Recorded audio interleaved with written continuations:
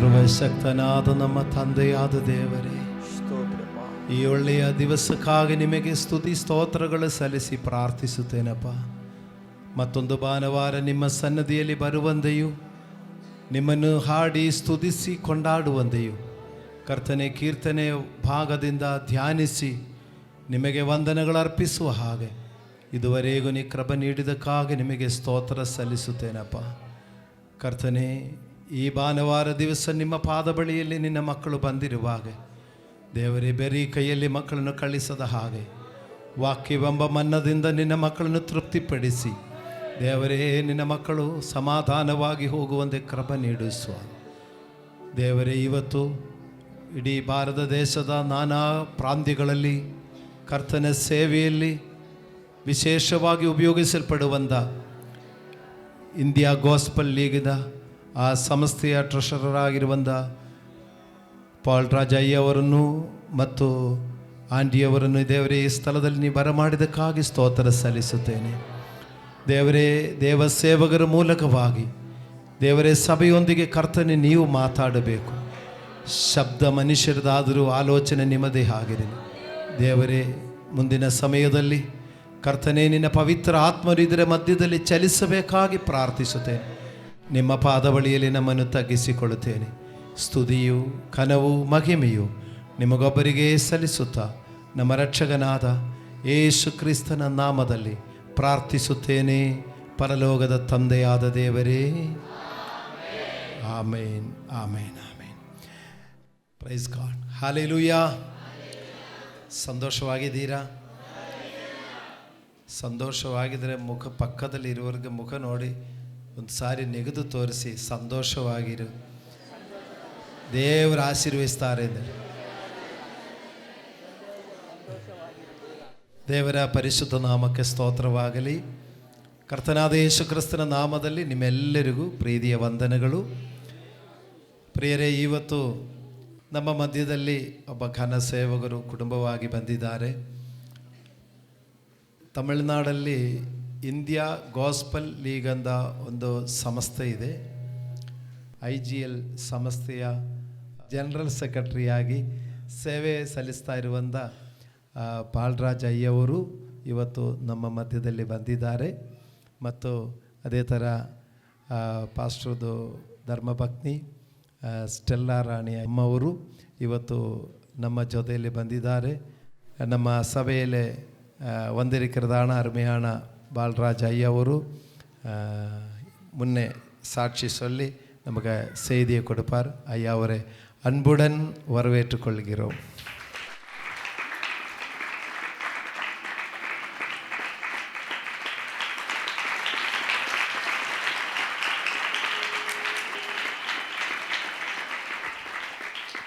ಅದೇ ಮಾದರಿ ಸ್ಟೆಲ್ಲಾ ರಾಣಿಯ ಅಮ್ಮವರನ್ನು ಕೂಡ ಈಗ ನಾವು ನಮ್ಮ ಸಭೆಯ ಪರವಾಗಿ ಸುಸ್ವಾಗತ ಮಾಡಿಕೊಳ್ಳೋಣ.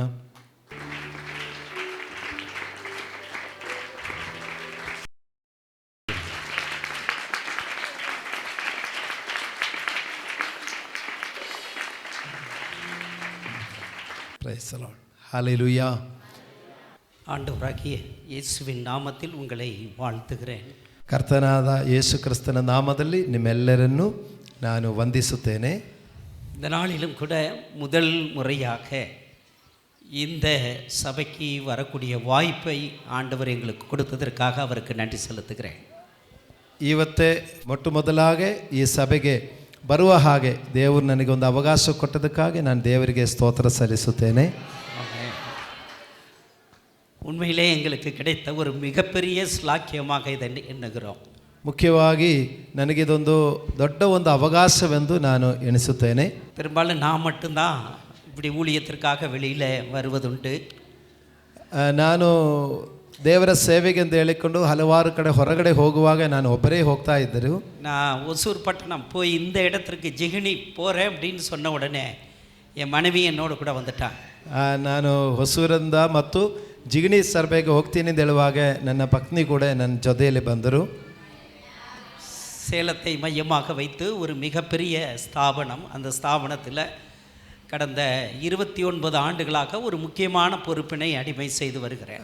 ಒಂದು ದೊಡ್ಡ ಒಂದು ಸಂಸ್ಥೆಯಲ್ಲಿ ಕಳೆದ 20 ವರ್ಷವಾಗಿ ದೇವರ ಸೇವೆ ಮಾಡಲಿಕ್ಕೆ ದೇವರು ನಮಗೆ ಸಹಾಯ ಮಾಡಿದ್ದಾರೆ. இந்திய தேசத்தின் பல பகுதிகளில் சபைகளை கட்டி எழுப்புவது எங்களுடைய முக்கியமான ஊழியமாக இருக்கிறது. ನಮ್ಮ ಭಾರತ ದೇಶದ ಅನೇಕ ಸ್ಥಳಗಳಲ್ಲಿ ಸಭೆಗಳು ಕಟ್ಟುವುದೇ ನಮ್ಮ ಸಂಸ್ಥೆಯ ಮುಖ್ಯ ಒಂದು ಉದ್ದೇಶವಾಗಿರುತ್ತದೆ. இந்தியா, இலங்கை, நேபாள், பங்களாதேஷ் இந்த நாடுகளிலெல்லாம் நாங்கள் ஊழியத்தை செய்து வருகிறோம்.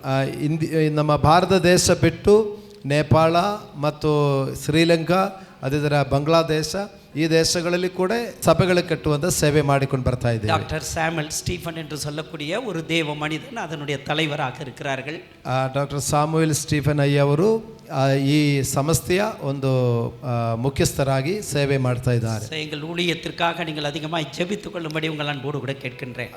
ಆ ಸೇವೆಗಳಿಗಾಗಿ ನೀವು ಪ್ರಾರ್ಥನೆ ಮಾಡಬೇಕೆಂದು ಪ್ರೀತಿಯಿಂದ ಕೇಳಿಕೊಳ್ಳುತ್ತೇನೆ. இந்த வேளையிலே நானும் என் மனைவியும் சிறிய சாட்சியோடு கூட கர்த்தருடைய வார்த்தையை கொடுக்க விரும்புகிறோம். ನಾನು ನನ್ನ ಪತ್ನಿಯು ಸೇರಿ ಒಂದು ಸಾಕ್ಷಿಯೊಂದಿಗೆ ದೇವರ ವಾಕ್ಯ ಹೇಳಲಿಕ್ಕೆ ಇಷ್ಟಪಡುತ್ತೇನೆ. கர்த்தர் என்னை ஒரு ஜீவனுள்ள சாட்சியாக நிறுத்தி இருக்கிறார். ದೇವರು ನನ್ನನ್ನು ಒಂದು ಜೀವವುಳ್ಳ ಸಾಕ್ಷಿಯಾಗಿ ನೆಲೆಗೊಳಿಸಿದ್ದಾರೆ. இந்த வாய்ப்பை கொடுத்த அருமையான பாஸ்டர் ஐயா அவர்களுக்கு என்னுடைய நன்றியை தெரிவித்துக் கொள்ளுகிறேன். இந்த ಅವಕಾಶ ಕೊಟ್ಟಿರುವಂಥ ಸೇವಕರಿಗೆ ವಂದನೆ ಸಲ್ಲಿಸ್ತೇನೆ. முதலாவது என் மனைவியை அவர்களுடைய கரங்களில் கொடுக்கிறேன். ನನ್ನ ಪತ್ನಿ ಕೈಯಲ್ಲೇ ಮುಂದಿನ ಸಮಯ ಕೊಡ್ತೇನೆ. கர்த்தர் அவர்களை எடுத்து பயன்படுத்துகிறார். ದೇವರು ಅವರನ್ನು ತೆಗೆದುಕೊಂಡು ಉಪಯೋಗಿಸಿಕೊಳ್ಳುತ್ತಾರೆ. 500க்கும் மேற்பட்ட பாடல்களை எழுதியிருக்கிறார்கள். ಅವರು 500ಕ್ಕಿಂತ ಹೆಚ್ಚಿನ ಹಾಡುಗಳು ಬರೆದಿದ್ದಾರೆ.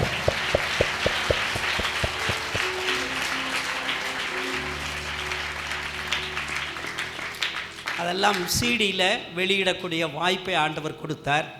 ಎಷ್ಟೋ ಸಿಡಿಯಲ್ಲಿ ಆ ಹಾಡುಗಳು ಬರುವ ಹಾಗೆ ದೇವರು ಸಹಾಯ ಮಾಡಿದರು. கர்த்தர் கிருபையாக இப்பொழுது அவர்கள் ஒரு மாடல் ஸ்கூல், ஒரு ஆங்கில மீடியம், இங்கிலீஷ் மீடியம் ஸ்கூலில் அவங்க பணியாற்றி கொண்டு இருக்கிறாங்க. டீச்சராக இருக்கிறாங்க, சயின்ஸ் டீச்சராக. ಹೀಗೆ ಒಂದು ಮಾಡೆಲ್ ಇಂಗ್ಲೀಷ್ ಮೀಡಿಯಂ ಸ್ಕೂಲಲ್ಲಿ ಒಂದು ಸೈನ್ಸ್ ಟೀಚರ್ ಆಗಿ ಈಗ ಸೇವೆ ಸಲ್ಲಿಸ್ತಾ ಇದ್ದಾರೆ. ஊழியமும் செய்து கொண்டு இருக்கிறார்கள். ಮತ್ತು ದೇವರ ಸೇವೆಯನ್ನು ಮಾಡಿಕೊಂಡು ಈಗ ಸ್ಕೂಲ್ ಟೀಚರ್ ಕೆಲಸ ಮಾಡ್ತಾ ಇದ್ದಾರೆ. ஆண்டவர் அவர்களோடு கூட பேசிக்கொண்டே இருப்பார். ಹೀಗೆ ದೇವರು ಅವರೊಂದಿಗೆ ಮಾತನಾಡ್ತಾ ಇದ್ದಾರೆ. அதனால் ஒரு 20 நிமிடங்கள் மட்டும் அவர்களுடைய கரங்களில் கொடுக்கிறேன். அவர்கள் முதல் பகுதியில் பாடல்களை பாடி தன்னுடைய சாட்சியை பகிர்ந்து கொள்வார்கள். ಹೀಗೆ ಪ್ರಾರಂಭದಲ್ಲಿರುವಂಥ 20 ನಿಮಿಷ ದೇವ ಸೇವಕರು ನಮ್ಮೊಂದಿಗೆ ಹಾಡುಗಳು ಹಾಡಿ ಮತ್ತು ಸಾಕ್ಷಿಗಳ ಮೂಲಕ ನಮ್ಮನ್ನು ಮುಂದೆ ನಡೆಸುತ್ತಾರೆ. ஹல்லேலூயா.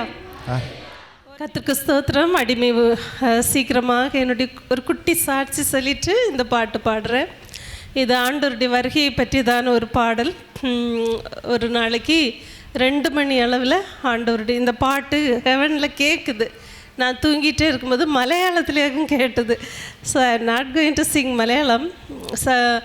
அப்படியே இருக்கும்போது இதை நான் தமிழில் ட்ரான்ஸ்லேட் பண்ணி வச்சுருக்கேன். அது பாஸ்டர் எங்கெல்லாம் போகிறாரோ அங்கெல்லாம் நான் இந்த ಪಾಠ ಪಾಡ್ರೆ. ದೇವರ ನಾಮಕ್ಕೆ ಮಹಿಮೆ ಉಂಟಾಗಲಿ. ಒಂದು ಚಿಕ್ಕ ಸಾಕ್ಷಿಯ ಮುಖಾಂತರವಾಗಿ ಹಾಡು ಹಾಡಲಿಕ್ಕೆ ಹೋಗ್ತಾ ಇದ್ದಾರೆ. ಹಾಡು ಅವರು ಮಲ್ಕೊಂಡಿರುವಾಗ 2 ಅವರು ಈ ಹಾಡಿನ ಶಬ್ದ ಮಲಯಾಳಂದಲ್ಲಿ ಅವರಿಗೆ ಕೇಳಿಸಿತು. ಆದರೆ ಅದನ್ನು ತಮಿಳಿಗೆ ಟ್ರಾನ್ಸ್ಲೇಟ್ ಮಾಡಿ ಅವರು ಈ ಸಾಕ್ಷಿಯ ನಂತರ ಈ ಹಾಡು ಹಾಡ್ತಾರೆ. ಈ ಹಾಡು ದೇವ ಸೇವಕರೆಲ್ಲೇ ಹೋದರೂ ಈ ಹಾಡು ಹಾಡುವವರಾಗಿರ್ತಾರೆ. நீங்கள் பார்ப்பீங்க, ஒரு ஊருக்கு தான் ஒரு கோயில் இருக்கும். ನೀವು ನೋಡ್ತೀರಾ, ಒಂದೊಂದು ಊರಲ್ಲಿ ಒಂದೊಂದು ದೇವಸ್ಥಾನಗಳಿದೆ. ஆனால் நான் பிறந்த ஒரு ஊர் எப்படின்னா ஒவ்வொரு வீட்டுக்கும் ஒரு கோயில் இருக்கும். ಆದರೆ ನಾನು ಹುಟ್ಟಿದ ಊರು ಹೇಗೆ ಅಂದರೆ ಒಂದೊಂದು ಮನೆಗೂ ಒಂದೊಂದು ದೇವಸ್ಥಾನಗಳಿತ್ತು. என்னுடைய தாத்தா அவர்களும் ஹிந்து பூசாரியாக தான் இருந்தார். ಅವರ ತಾತಂದಿರೆಲ್ಲರೂ ಪೂಜೆ ಮಾಡುವವರಾಗಿದ್ದರು. உங்களுக்கு தெரிந்தபடி எங்களுடைய அம்மாவுக்கு சிறு வயதிலே திருமணமாகி அவருக்கு 4 வருடம் குழந்தை இல்லாமல் மலடியாக இருந்தார்கள். ಅವರ ತಾಯಿಗೆ ಚಿಕ್ಕ ವಯಸ್ಸಿನಲ್ಲಿಯೇ ಮದುವೆ ಆಗಿ 4 ವರ್ಷಗಳು ಮಕ್ಕಳಿಲ್ಲದೆ ಇದ್ದರು.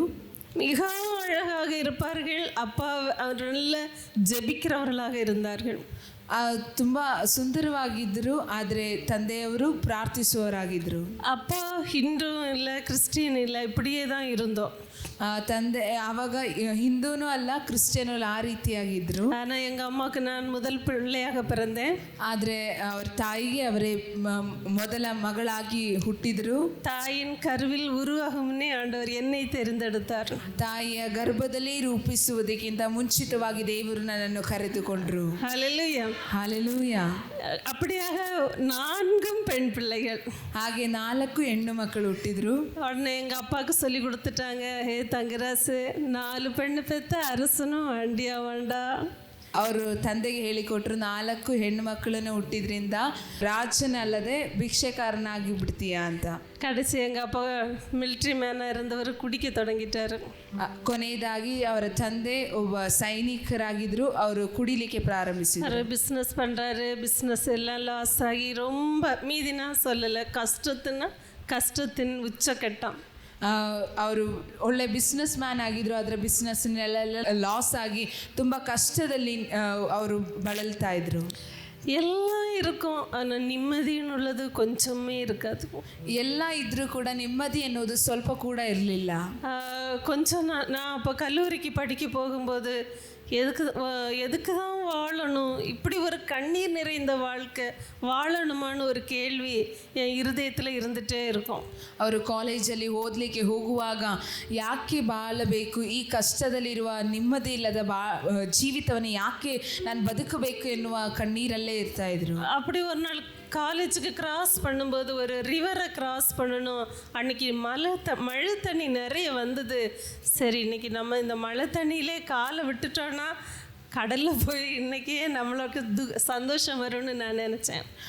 ಆವಾಗ ಅವರು ಕಾಲೇಜಿಗೆ ಹೋಗಬೇಕಾದ್ರೆ ಒಂದು ನದಿಯನ್ನು ದಾಟಿ ಹೋಗಬೇಕಾಗಿದೆ. ನದಿ ದಾಟಿ ಹೋಗಬೇಕಾದ್ರೆ ಬಹಳ ಮಳೆ ಬಂದ ಕಾರಣ ಅಲ್ಲಿ ಮಳೆ ನೀರಿತ್ತು. ಆವಾಗ ಅವ್ರು ನೆನೆಸ್ಕೊಂಡ್ರು, ಈ ಮಳೆ ನೀರಲ್ಲಿ ಕಾಲು ಸುಮ್ಮನೆ ಜಾರೋ ಥರ ಬಿಟ್ಬಿಟ್ರೆ ಹಾಗೆ ನದಿಯಲ್ಲಿ ಸಮುದ್ರದಲ್ಲೆಲ್ಲೋ ಹೋಗಿ ನನ್ನ ಜೀವಿತ ಇಲ್ಲಿಗೆ ಸಂತೋಷವಾಗಿ ಮುಗಿದು ಬಿಡುತ್ತೆ ಅಂತ ನೆನೆಸ್ಕೊಂಡಿರೋ ದಿವಸಗಳಿತ್ತು. ஆனால் அங்கே நான் டெய்லி காலேஜுக்கு 7 o'clock கிராஸ் பண்ணி போகும்போது நிறைய பூநூல் மொட்டுட்டு அந்த கோயில் பூசாரிங்க குளிச்சுட்டு இருப்பாங்க. அவங்க என்னை பார்ப்பாங்க. ಆದರೆ ಎಲ್ಲ ದಿವಸವೂ ಅವರು ಕಾಲೇಜಿಗೆ ಹೋಗಬೇಕಾದ ನದಿಯನ್ನು ದಾಟಿ ಹೋಗಬೇಕಾದ್ರೆ ಅನೇಕ ಪೂಜಾರಿಗಳು ಅಲ್ಲಿ ಸ್ನಾನ ಮಾಡ್ತಿರುತ್ತಾರೆ. ಅದು ಇವ್ರು ನೋಡ್ತಾರೆ, ಅವರು ಇವ್ರನ್ನ ನೋಡ್ತಾರೆ. அவங்க திட்ட தொடங்கினாங்க, என்ன நீ சாகருக்கு தான் வந்தியம்மா, தண்ணி அடிச்சுட்டு போயிடும், ஒழுங்க பஸ்ஸில் நடந்து போகாதேன்னு. நான் உடனே அழ தொடங்கிட்டேன். ಇವರು ಅಲ್ಲಿ ನದಿ ಹತ್ರ ಕಾಲಿಡ್ಲಿಕ್ಕೆ ಹೋಗೋದ ತಕ್ಷಣ ಅಲ್ಲಿರೋ ಪೂಜಾರಿಗಳೆಲ್ಲ ಬೈಲಿಕ್ಕೆ ಸ್ಟಾರ್ಟ್ ಮಾಡಿದ್ರು. ಏನಮ್ಮ ನೀನು ಸಾಯಲಿಕ್ಕೆ ಬಂದಿದ್ಯಾ, ನಡ್ಕೊಂಡು ಹೋಗ್ತಿದ್ಯಾ, ಸುಮ್ಮನೆ ಬಸ್ ಹತ್ತಿ ಹೋಗ್ಬಿಡು ಅಂತ ಹೇಳಿದರು. ಬೇಗನೆ ಅಳಲಿಕ್ಕೆ ಪ್ರಾರಂಭವಾದ. ஏர்லி மார்னிங் 7 o'clock யாரும் இருக்க மாட்டாங்க, 8 o'clock டியூஷன். அதனால் நான் கிராஸ் பண்ணும்போது ஒரு ஆலமரம் அந்த இடத்துல என்னுடைய வாழ்க்கை மாறுகிற ஒரு காரியம் நடந்தது. ಆದರೆ ಮುಂಜಾನೆ 7 ಗಂಟೆಗೆ ಅಲ್ಲಿ ಯಾರೂ ಇರಲ್ಲ. 8 ಗಂಟೆಗೆ ಟ್ಯೂಷನ್ ಇರೋದ್ರಿಂದ 7 ಗಂಟೆಗೆ ಹೋಗಬೇಕಾಗಿತ್ತು. ಆದರೆ ಅಲ್ಲಿ ದಾಟಬೇಕಾದ್ರೆ ಅಲ್ಲಿ ಒಂದು ಅವರ ಜೀವಿತವನ್ನೇ ಬದಲಾಯಿಸುವಂಥ ಒಂದು ಆಲದ ಮರ ಅಲ್ಲಿ ನೋಡಿದ್ರು. மகளே என்று ஒரு சத்தம் என் இருதயத்தை அப்படியே புரட்டி போட்டது. ಅಲ್ಲಿ ಮಗಳೇ ಎನ್ನುವ ಒಂದು ಶಬ್ದ ಅವರ ಜೀವಿತವನ್ನೇ ಅಲ್ಲಿ ಮಾರ್ಪಡಿಸಿತು. எனக்கு நல்லா தெரியும் ಇದು ಯೇಸು ಸ್ವಾಮಿ ದಾನ. ಆವಾಗ ನನಗೆ ಚೆನ್ನಾಗಿ ಗೊತ್ತಾಯ್ತು ಇದು ಯೇಸು ಸ್ವಾಮಿನೇ ಮಾತಾಡ್ತಿರೋದು ಅಂತ. I ask God why I have to live. ದೇವ್ರ ಹತ್ರ ಕೇಳಿದೆ ಯಾಕೆ ಇಷ್ಟು ನನಗೆ ಕಷ್ಟ ಅಂತ. ஆண்டவர் சொன்னார், உன்னை போல கண்ணீர் விடுகிற 1000 மக்கள் இங்கே இருக்காங்க, அவங்கள்ட்ட எல்லாம் போய் நான் அவங்கள்ட்ட அன்பா இருக்கேன்னு சொல்லுவியா அப்படின்னு கேட்டார். ಆವಾಗ ದೇವರು ಹೇಳಿದರು, ಓ ನಿನ್ನ ಥರ ಇದೇ ರೀತಿಯಾಗಿ ಕಷ್ಟದಲ್ಲಿ ದುಃಖದಲ್ಲಿ ಇರುವ ಸಾವಿರಾರು ಜನರಿದ್ದಾರೆ, ಅವರ ಹತ್ರ ಎಲ್ಲ ಹೋಗಿ ನಾನು ಅವ್ರನ್ನ ಪ್ರೀತಿಸ್ತೇನೆ ಅಂತ ಹೇಳ್ತೀಯಾ ಅಂತ ಒಂದು ಶಬ್ದ ನನಗೆ ಕೇಳಿಸ್ತು.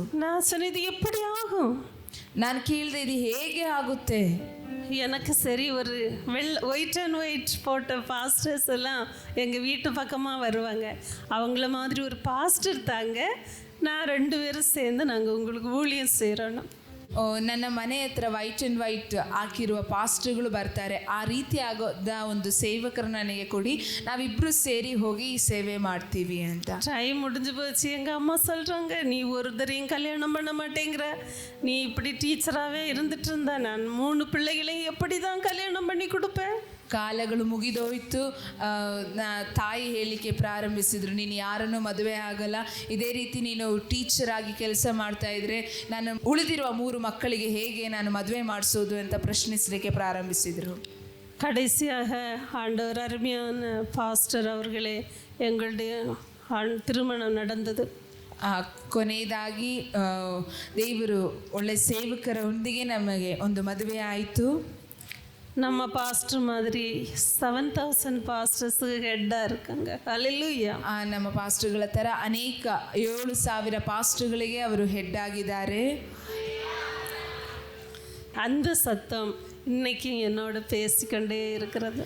ಆದರೆ ಆ ಒಂದು ಪ್ರೀತಿಯ ಮೃದು ಸ್ವರ ಈಗಲೂ ನನ್ನ ಜೊತೆ ಮಾತನಾಡ್ತಲೇ ಇದೆ. ஆண்டவர் என்னை சரியாக எப்படி ரட்சிப்புன்னு தெரியாது. 1 யோவான் 1:7 இயேசு கிறிஸ்துவின் ரத்தம் சகல பாவங்களை நீக்கி நம்மை சுத்திகரிக்கணும்னு சொல்லி ரட்சித்தார். ನನಗೆ ಹೇಗೆ ರಕ್ಷಿಸಲ್ಪಡುವುದಂತ ಗೊತ್ತಿಲ್ಲ, ಆದರೆ 1 ಯೋಹಾನ 1:7 ಹೇಳ್ತಾ ಇದೆ, ಯೇಸು ಕ್ರಿಸ್ತನ ರಕ್ತವು ಸಕಲ ಪಾಪಗಳನ್ನು ಶುದ್ಧೀಕರಿಸಿ ನಮ್ಮನ್ನು ನೀತಿವಂತರಾಗಿ ಮಾರ್ಪಡಿಸಿ. வேற எந்த வழியும் இல்லை. நம்ம எங்க போனாலும் ரட்சிக்கப்படுகிறதற்கு வழியே இல்லை. ಬೇರೆ ಯಾವ ದಾರಿ ಇಲ್ಲ. ನಾವು ಎಲ್ಲೇ ಹೋದರೂ ಕೂಡ ರಕ್ಷಿಸಲ್ಪಡಲಿಕ್ಕೆ ಬೇರೆ ಯಾವ ದಾರಿಯೂ ಇಲ್ಲ. பிறகு ஆண்டவர் என்னை சரியாக ஒரு ஏஜி சர்ச்சுக்கு வழி நடத்தினார். ಅದಾದ ನಂತರ ದೇವರು ಕರೆಕ್ಟಾಗಿ ಸರಿಯಾಗಿರೋ ಒಂದು ಈಚಿ ಚರ್ಚಿಗೆ ನನ್ನ ದಾರಿ ನಡೆಸಿದ್ರು. பரிசுத்த ஆவியினால் நிரப்பினார். ಪವಿತ್ರಾತ್ಮನಿಂದ ನನ್ನ வரங்களினால் நிரப்பினார். ವರಗಳಿಂದ ನನ್ನನ್ನು ತುಂಬಿಸಿದ್ರು. சந்தோஷம் சந்தோஷம் அவரோடு பேசிக்கொண்டே இருக்கிற ஒரு வாழ்க்கையை தந்திருக்கிறார். ಸಂತೋಷವಾಗಿ ಯಾವಾಗಲೂ ಆತನೊಂದಿಗೆ ಮಾತನಾಡುವಂತ ಒಂದು ಅವಕಾಶವನ್ನು ನನಗೆ ಕೊಟ್ಟಿದ್ದಾರೆ. ஹல்லேலூயா. ಹಲ್ಲೆಲೂಯಾ. இன்னைக்கு கண்ணீரோடு வந்திருக்கீங்களா? ಇವತ್ತು ಕಣ್ಣೀರಿಂದ ಬಂದಿದ್ದೀರಾ? கொஸ்டினோட வந்திருக்கீங்களா? ಪ್ರಶ್ನೆಗಳಿಂದ ಬಂದಿದ್ದೀರಾ? வேதனையோடு வந்திருக்கீங்களா? ವೇದನೆಯಿಂದ ಬಂದಿದ್ದೀರಾ? உங்க எல்லா கண்ணீரையும் தொடக்க இயேசு வந்திருக்கிறார். ನಿಮ್ಮ ಎಲ್ಲ ಕಣ್ಣೀರನ್ನು ಹೊರಿಸಲು ಯೇಸು ಬಂದಿದ್ದಾರೆ. ஓகே. ஸோ இந்த பாட்டு வருகை பற்றதான பாட்டு. ಇದು ಒಂದು ಯೇಸು ಕ್ರಿಸ್ತನ ಬರುಣದ ಬಗ್ಗೆ ಇರುವ ಒಂದು ಹಾಡು. நம்மளுக்கு நல்லா தெரியும் இந்த காலம் ஒரு கடைசி காலத்தில் நம்ம இருக்கிறோன்னு. ನಮಗೆಲ್ಲರಿಗೂ ಚೆನ್ನಾಗಿ ಗೊತ್ತಿದೆ ನಾವು ಒಂದು ಕೊನೆಯ ಕಾಲದಲ್ಲಿದ್ದೇವೆ ಎಂದು. கொரோனாவில் யாருமே நினைக்கல நம்ம பக்கத்தில் இருக்கவங்க எல்லாம் செத்து போனாங்கன்னு. ಕೊರೋನಾದಲ್ಲಿ ಯಾರು ನೆನೆಸಲಿಲ್ಲ ನಮ್ಮ ಪಕ್ಕದಲ್ಲಿರುವವರೆಲ್ಲ ಸತ್ತು ಹೋಗ್ತಾರೆ ಅಂತ. எனக்கு கொஞ்சம் லங்ஸ் ப்ராப்ளம் உண்டு. டெய்லி பெங்களூர் பஸ்ஸில் தான் நான் ட்ராவல் பண்ணுவேன். ಲಂಗ್ಸ್ ಪ್ರಾಬ್ಲಮ್ ಇದೆ, ಆದರೂ ಡೈಲಿ ಬ್ಯಾಂಗ್ಳೂರ್ ಬಸ್ನಲ್ಲಿ ಪ್ರಯಾಣ ಮಾಡೋದು. மாஸ்க் போட்டுட்டு ஆண்டவரே இன்னைக்கு உயிர் இருக்கு நாளைக்கு இருக்க என்னன்னு இன்னைக்கு ஆண்டவர் உயிரோட வச்சிருக்கிறார். ஹல்லேலூயா. ಆಗ ಮಾಸ್ಕ್ ಹಾಕಿಕೊಂಡು ದೇವರೇ ಇವತ್ತು ಜೀವದಿಂದಿದ್ದೇನೆ, ನಾಳೆ ಜೀವಂತವಾಗಿರುತ್ತೇನೆ ಅಂತ ಪ್ರಾರ್ಥನೆಯಿಂದ ಇದ್ದೆ, ಆದರೆ ಇವತ್ತು ನನ್ನನ್ನು ದೇವರು ಜೀವಂತವಾಗಿ ಇಟ್ಟಿದ್ದಾರೆ. ஆண்டவர் சொல்கிறார் ஆயத்தமாகு. ದೇವರು ಹೇಳ್ತಾ ಇದ್ದಾರೆ ಸಿದ್ಧವಾಗು. உன் மணவாளன் இன்னைக்கு நீங்க ஆவியில அவரோட பேசிட்டு இருக்கலாம், ஆனா ஒரு நாள் வரப்போகுது அவரோட ஃபேஸ் டு ஃபேஸ் பார்க்கறதுக்கு. ಇವತ್ತು ನೀವು ಆತನ ಜೊತೆಯಲ್ಲಿ ಯಾವಾಗಲೂ ಮಾತನಾಡ್ತಿ ಇರಬಹುದು, ಆದರೆ ಒಂದು ಕಾಲ ಬರ್ತಿದೆ ಆತನನ್ನು ಮುಖಾಮುಖಿ ನೋಡುವಂತ ಕಾಲ. கோடானு கோடி தெய்வங்களை வணங்குகிற ஒரு தேசத்துல நம்ம இருக்கோம், ஆனா நம்ம ஆண்டவருக்கு மட்டும்தான் பரிசுத்தர். ಆದರೆ ಕೋಟಾನು ಕೋಟಿ ದೇವರುಗಳನ್ನು ನಮಸ್ಕರಿಸುವಂತ ದೇಶದಲ್ಲಿ ನಾವು ಇರುವಾಗಲೂ ನಮ್ಮ ದೇವರಿಗೆ ಮಾತ್ರವೇ ಇರುವಂತ ಒಂದು ಹೆಸರು ಪರಿಶುದ್ಧನು ಎಂದು. ஸோ ஆண்டவரை நம்ம தரிசிக்கணும்னா, அவரை மீட் பண்ணணும்னா பரிசுத்தம் நமக்கு தேவை. ಆದರೆ ಆತನನ್ನು ನಾವು ದರ್ಶಿಸಬೇಕು, ಆತನದ್ದೇ ಇರಬೇಕಂದ್ರೆ ಪರಿಶುದ್ಧತೆ ನಮಗೆ ಬಹಳ ಬೇಕಾಗಿದೆ. அடுத்து அவரோடு ஒன்று சேரணும்னா அவருடைய அன்பினும் அன்பினால் நிறைந்திருக்கணும். ಮತ್ತೆ ಆತನೊಟ್ಟಿಗೆ ಒಂದಾಗಿ ಇರಬೇಕಂದ್ರೆ ಯೇಸು ಕ್ರಿಸ್ತನ ಪ್ರೀತಿಯಿಂದ ತುಂಬಲ್ಪಟ್ಟವರಾಗಿರಬೇಕು. இன்னைக்கு பிசாசோட தந்திரம் நிறைய வீடு நிறைய சபைகள் கூட சர்ச் பிள்ளைங்க கூட நிறைய குடும்பங்கள் பிரிய காரணம் அன்பை எடுத்து விடுகிறான். ಇವತ್ತು ಸೈತಾನನ ಒಂದು ತಂತ್ರ ಎಂದರೆ ಚರ್ಚಲ್ಲಿಯೂ ಅನೇಕ ಮನೆಗಳಲ್ಲಿಯೂ ಕೆಡಿಸಲಿಕ್ಕೆ ಕಾರಣ ಅವರ ಪ್ರೀತಿಯನ್ನು ತೆಗೆದ ಕಾರಣ. ஆண்டவர் உங்க தந்த துணையை நேசிங்க, ஆண்டவர் ஆசீர்வதிப்பார். ದೇವರು ನಿಮಗೆ ಕೊಟ್ಟ ಸಂಗಾತಿಯನ್ನು ಪ್ರೀತಿಸಿರಿ, ದೇವರು ನಿಮ್ಮನ್ನು ಆಶೀರ್ವದಿಸ್ತಾರೆ. நிறைய பேர் சொல்றாங்க ஆண்டவர் வராரு வராரு மாறனாதானே சொல்லி 2025 வருஷத்துக்கு முன்னே சொன்னாங்க, ஆனா இன்னும் வரலேன்னு. ஆனா சீக்கிரம் வருவார். ಅನೇಕರು ಹೇಳ್ತಾರೆ ದೇವರು ಬರ್ತಾರೆ ಬರ್ತಾರೆ ಆತನು ಮಾರನಾಥ ಅಂತ ಹೇಳಿ 2025 ವರ್ಷಗಳ ಹಿಂದಲೂ ಹೇಳ್ತಾ ಇದ್ದಾರೆ. ಆದರೆ ಇನ್ನೂ ನಡೆದಿಲ್ಲ ಅಂದ್ರೆ ಆತನು ಬೇಗನೆ ಬರುವವರಾಗಿರ್ತಾರೆ. திருடனை போல வருவேன்னு சொன்னவர் டைம் தெரியாததுனால அவருக்காக எப்போதும் நம்ம காத்திருக்கணும். ಕಳ್ಳನ ಹಾಗೆ ಬರುತ್ತೇನೆ ಎಂದು ಹೇಳಿದ್ದಾರೆ, ಆ ಕಾಲ ಗೊತ್ತಿಲ್ಲದ ಕಾರಣ ಆತನಿಗೋಸ್ಕರ ಯಾವಾಗಲೂ ಕಾಯ್ತಾ ಇರಿ. நான் முடிக்க போறேன். இரவு தூக்கம் ஆண்டவர் எழும்பி பிரேயர் பண்ண சொல்றாரா? எழும்பி ஜெபம் பண்ணுங்க. ಇವತ್ತು ರಾತ್ರಿ ಹೋಗುವಾಗ ದೇವರು ಎದ್ದು ಪ್ರಾರ್ಥಿಸು ಅಂತ ಹೇಳಿದ್ರೆ ಎದ್ದು ಕೂತುಕೊಂಡು ಪ್ರಾರ್ಥನೆ ಮಾಡಿ. ஒரு நாளைக்கு 2 மணிக்கு ஆண்டவர் என்னோட பேசினாரு. ಒಂದು ದಿವಸ 2 ಗಂಟೆಗಳ ಕಾಲ ದೇವರು ನನ್ನೊಟ್ಟಿಗೆ ಮಾತಾಡ್ತಾ ಇದ್ದಾರೆ. கொடு அலையின் மத்தியில நான் இருக்கிறேன்னு, ದೊಡ್ಡ ಬೆಟ್ಟದ ಮೇಲೆ ನಾನು ಇದ್ದೇನೆ ಎಂದು. ஆனா அவருடைய சத்தம் கொஞ்சம் வேதனையோடு இருந்தது, என்னால் உணர்ந்து முடிந்தது. ಆದರೆ ಆತನ ಶಬ್ದ ಬಹಳ ವೇದನೆಯಿಂದ ಇರುವುದನ್ನು ನನಗೆ ಗೊತ್ತಾಯಿತು. நான் அந்த பாட்டுல யூடியூப்ல போய் பாடிட்டு எங்க ஐயாட்ட சொன்னேன், என்ன நடக்க போன்னு தெரியல. ஆனால் 2 நாளில் வயநாடு அப்படியே தூங்கிட்டு இருந்த மக்கள் அழிஞ்சு போனாங்க. ಆ ಹಾಡು ಯೂಟ್ಯೂಬಲ್ಲಿ ಹಾಡಿದ ನಂತರ ನಾನು ಬಂದು ದೇವ ಸೇವಕರೊಟ್ಟಿಗೆ ಹಂಚಿಕೊಂಡು ಏನಾಗುತ್ತೆ ಅಂತ ಗೊತ್ತಿಲ್ಲ, ಬಹಳ ವೇದನೆಯಿಂದ ಇದೆ ಅಂತ ಹೇಳಿ ಮಲಗಿಕೊಂಡ ಮೇಲೆ 2 ದಿವಸದೊಳಗಾಗಿ ವಯನಾಡು ಎಂಬ ಪ್ರದೇಶ ಮಲಗಿಕೊಂಡವರು ಹಾಗೆಯೇ ಇಲ್ಲದೆ ಹೋದರು. அதை பார்க்கும்போது என்னுடைய இருதயம் உடைந்தது. ಅದು ನೋಡುವಾಗ ನನ್ನ ಹೃದಯ ಒಡೆದೋಯಿತು. நீங்கள் எல்லாம் பார்த்துருப்பீங்க, ನೀವೆಲ್ಲರೂ ನೋಡಿರ್ತೀರಾ. நைட்டு தூங்குனவங்க எங்கே போனாங்கன்னே தெரியல. ರಾತ್ರಿ ಮಲಗಿಕೊಂಡವರು ಎಲ್ಲಿ ಹೋದರಂತಾನೆ ಗೊತ್ತಿಲ್ಲ. அருமையான சகோதரனே சகோதரி, ஆண்டவர் உங்களோடு பேசுகிறார். ಪ್ರೀತಿಯ ಸಹೋದರ ಸಹೋದರಿಯರೇ, ದೇವರು ನಿಮ್ಮೊಟ್ಟಿಗೆ ಮಾತನಾಡ್ತಾ ಇದ್ದಾರೆ. பாவம் ஒரு நாளும் நமக்கு சந்தோஷத்தை கொடுக்காது. ಪಾಪವು ಒಂದು ದಿವಸ ಕೂಡ ನಮಗೆ ಸಂತೋಷವನ್ನು ಕೊಡುವುದಿಲ್ಲ. பரிசுத்தமான அப்பா நம்மை அழைக்கிறார். ಪರಿಶುದ್ಧವಾಗಿರುವ ತಂದೆ ನಮ್ಮನ್ನು ಕರೀತಾ ಇದ್ದಾರೆ. பக்கத்தில் இருக்கவங்களை பார்த்து சொல்லுங்க, ಯೇಸು வருகிறார், ಆಯತ್ತமாக. ಪಕ್ಕದಲ್ಲಿರೋರನ್ನ ನೋಡಿ ಹೇಳಿ, ಯೇಸು ಬರ್ತಾ ಇದ್ದಾರೆ, ಸಿದ್ಧರಾಗಿರಿ. வேளையிலும் கூட கர்த்தருடைய வார்த்தைக்கு நேராக கடந்து செல்ல போகிறோம். ಹೀಗೆ ನಾವು ದೇವರ ವಾಕ್ಯದೊಂದಿಗೆ ನಾವು ಧ್ಯಾನಿಸಲಿಕ್ಕೆ ಹೋಗೋಣ.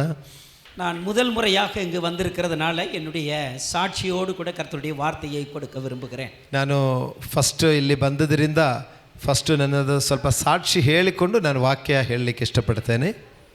நான் எங்கே போனாலும் ஒரு குறிப்பிட்ட வசனத்தை சொல்லி இந்த முதல் முறையாக போகிற இடத்துல பிரசங்கிப்பதுண்டு. ನಾನು ಎಲ್ಲಿ ಹೋಗಿದರೂ ಒಂದು ವಾಕ್ಯ ಹೇಳಿಬಿಟ್ಟು ನಾನು ವಾಕ್ಯ ಪ್ರಾರಂಭಿಸೋದುಂಡು. ஆண்டவர் என்ன மரணப்படுக்கையிலிருந்து என்னை சுகப்படுத்தி தம்முடைய ஊழியத்திற்கு தெரிந்து கொண்டார். ದೇವರು ನನ್ನನ್ನು ಮರಣದ ಹಾಸಿಗೆಯಿಂದ ಸ್ವಸ್ಥಪಡಿಸಿ ದೇವರ ಸೇವೆಯಲ್ಲಿ ಉಪಯೋಗಿಸಿಕೊಂಡು ಬರ್ತಾ ಇದ್ದಾರೆ. கடந்த 33 ஆண்டுகளாக அவருடைய ஊழிய பணியை செய்து வருகிறேன். ನಾನು 33 ವರ್ಷದಿಂದ ದೇವರ ಸೇವೆಯಲ್ಲಿದ್ದೇವೆ. 1987 வருஷம் என்னுடைய கல்லூரி படிப்பை படிக்கின்ற பொழுது ஒரு வியாதி என்னை தாக்கினது.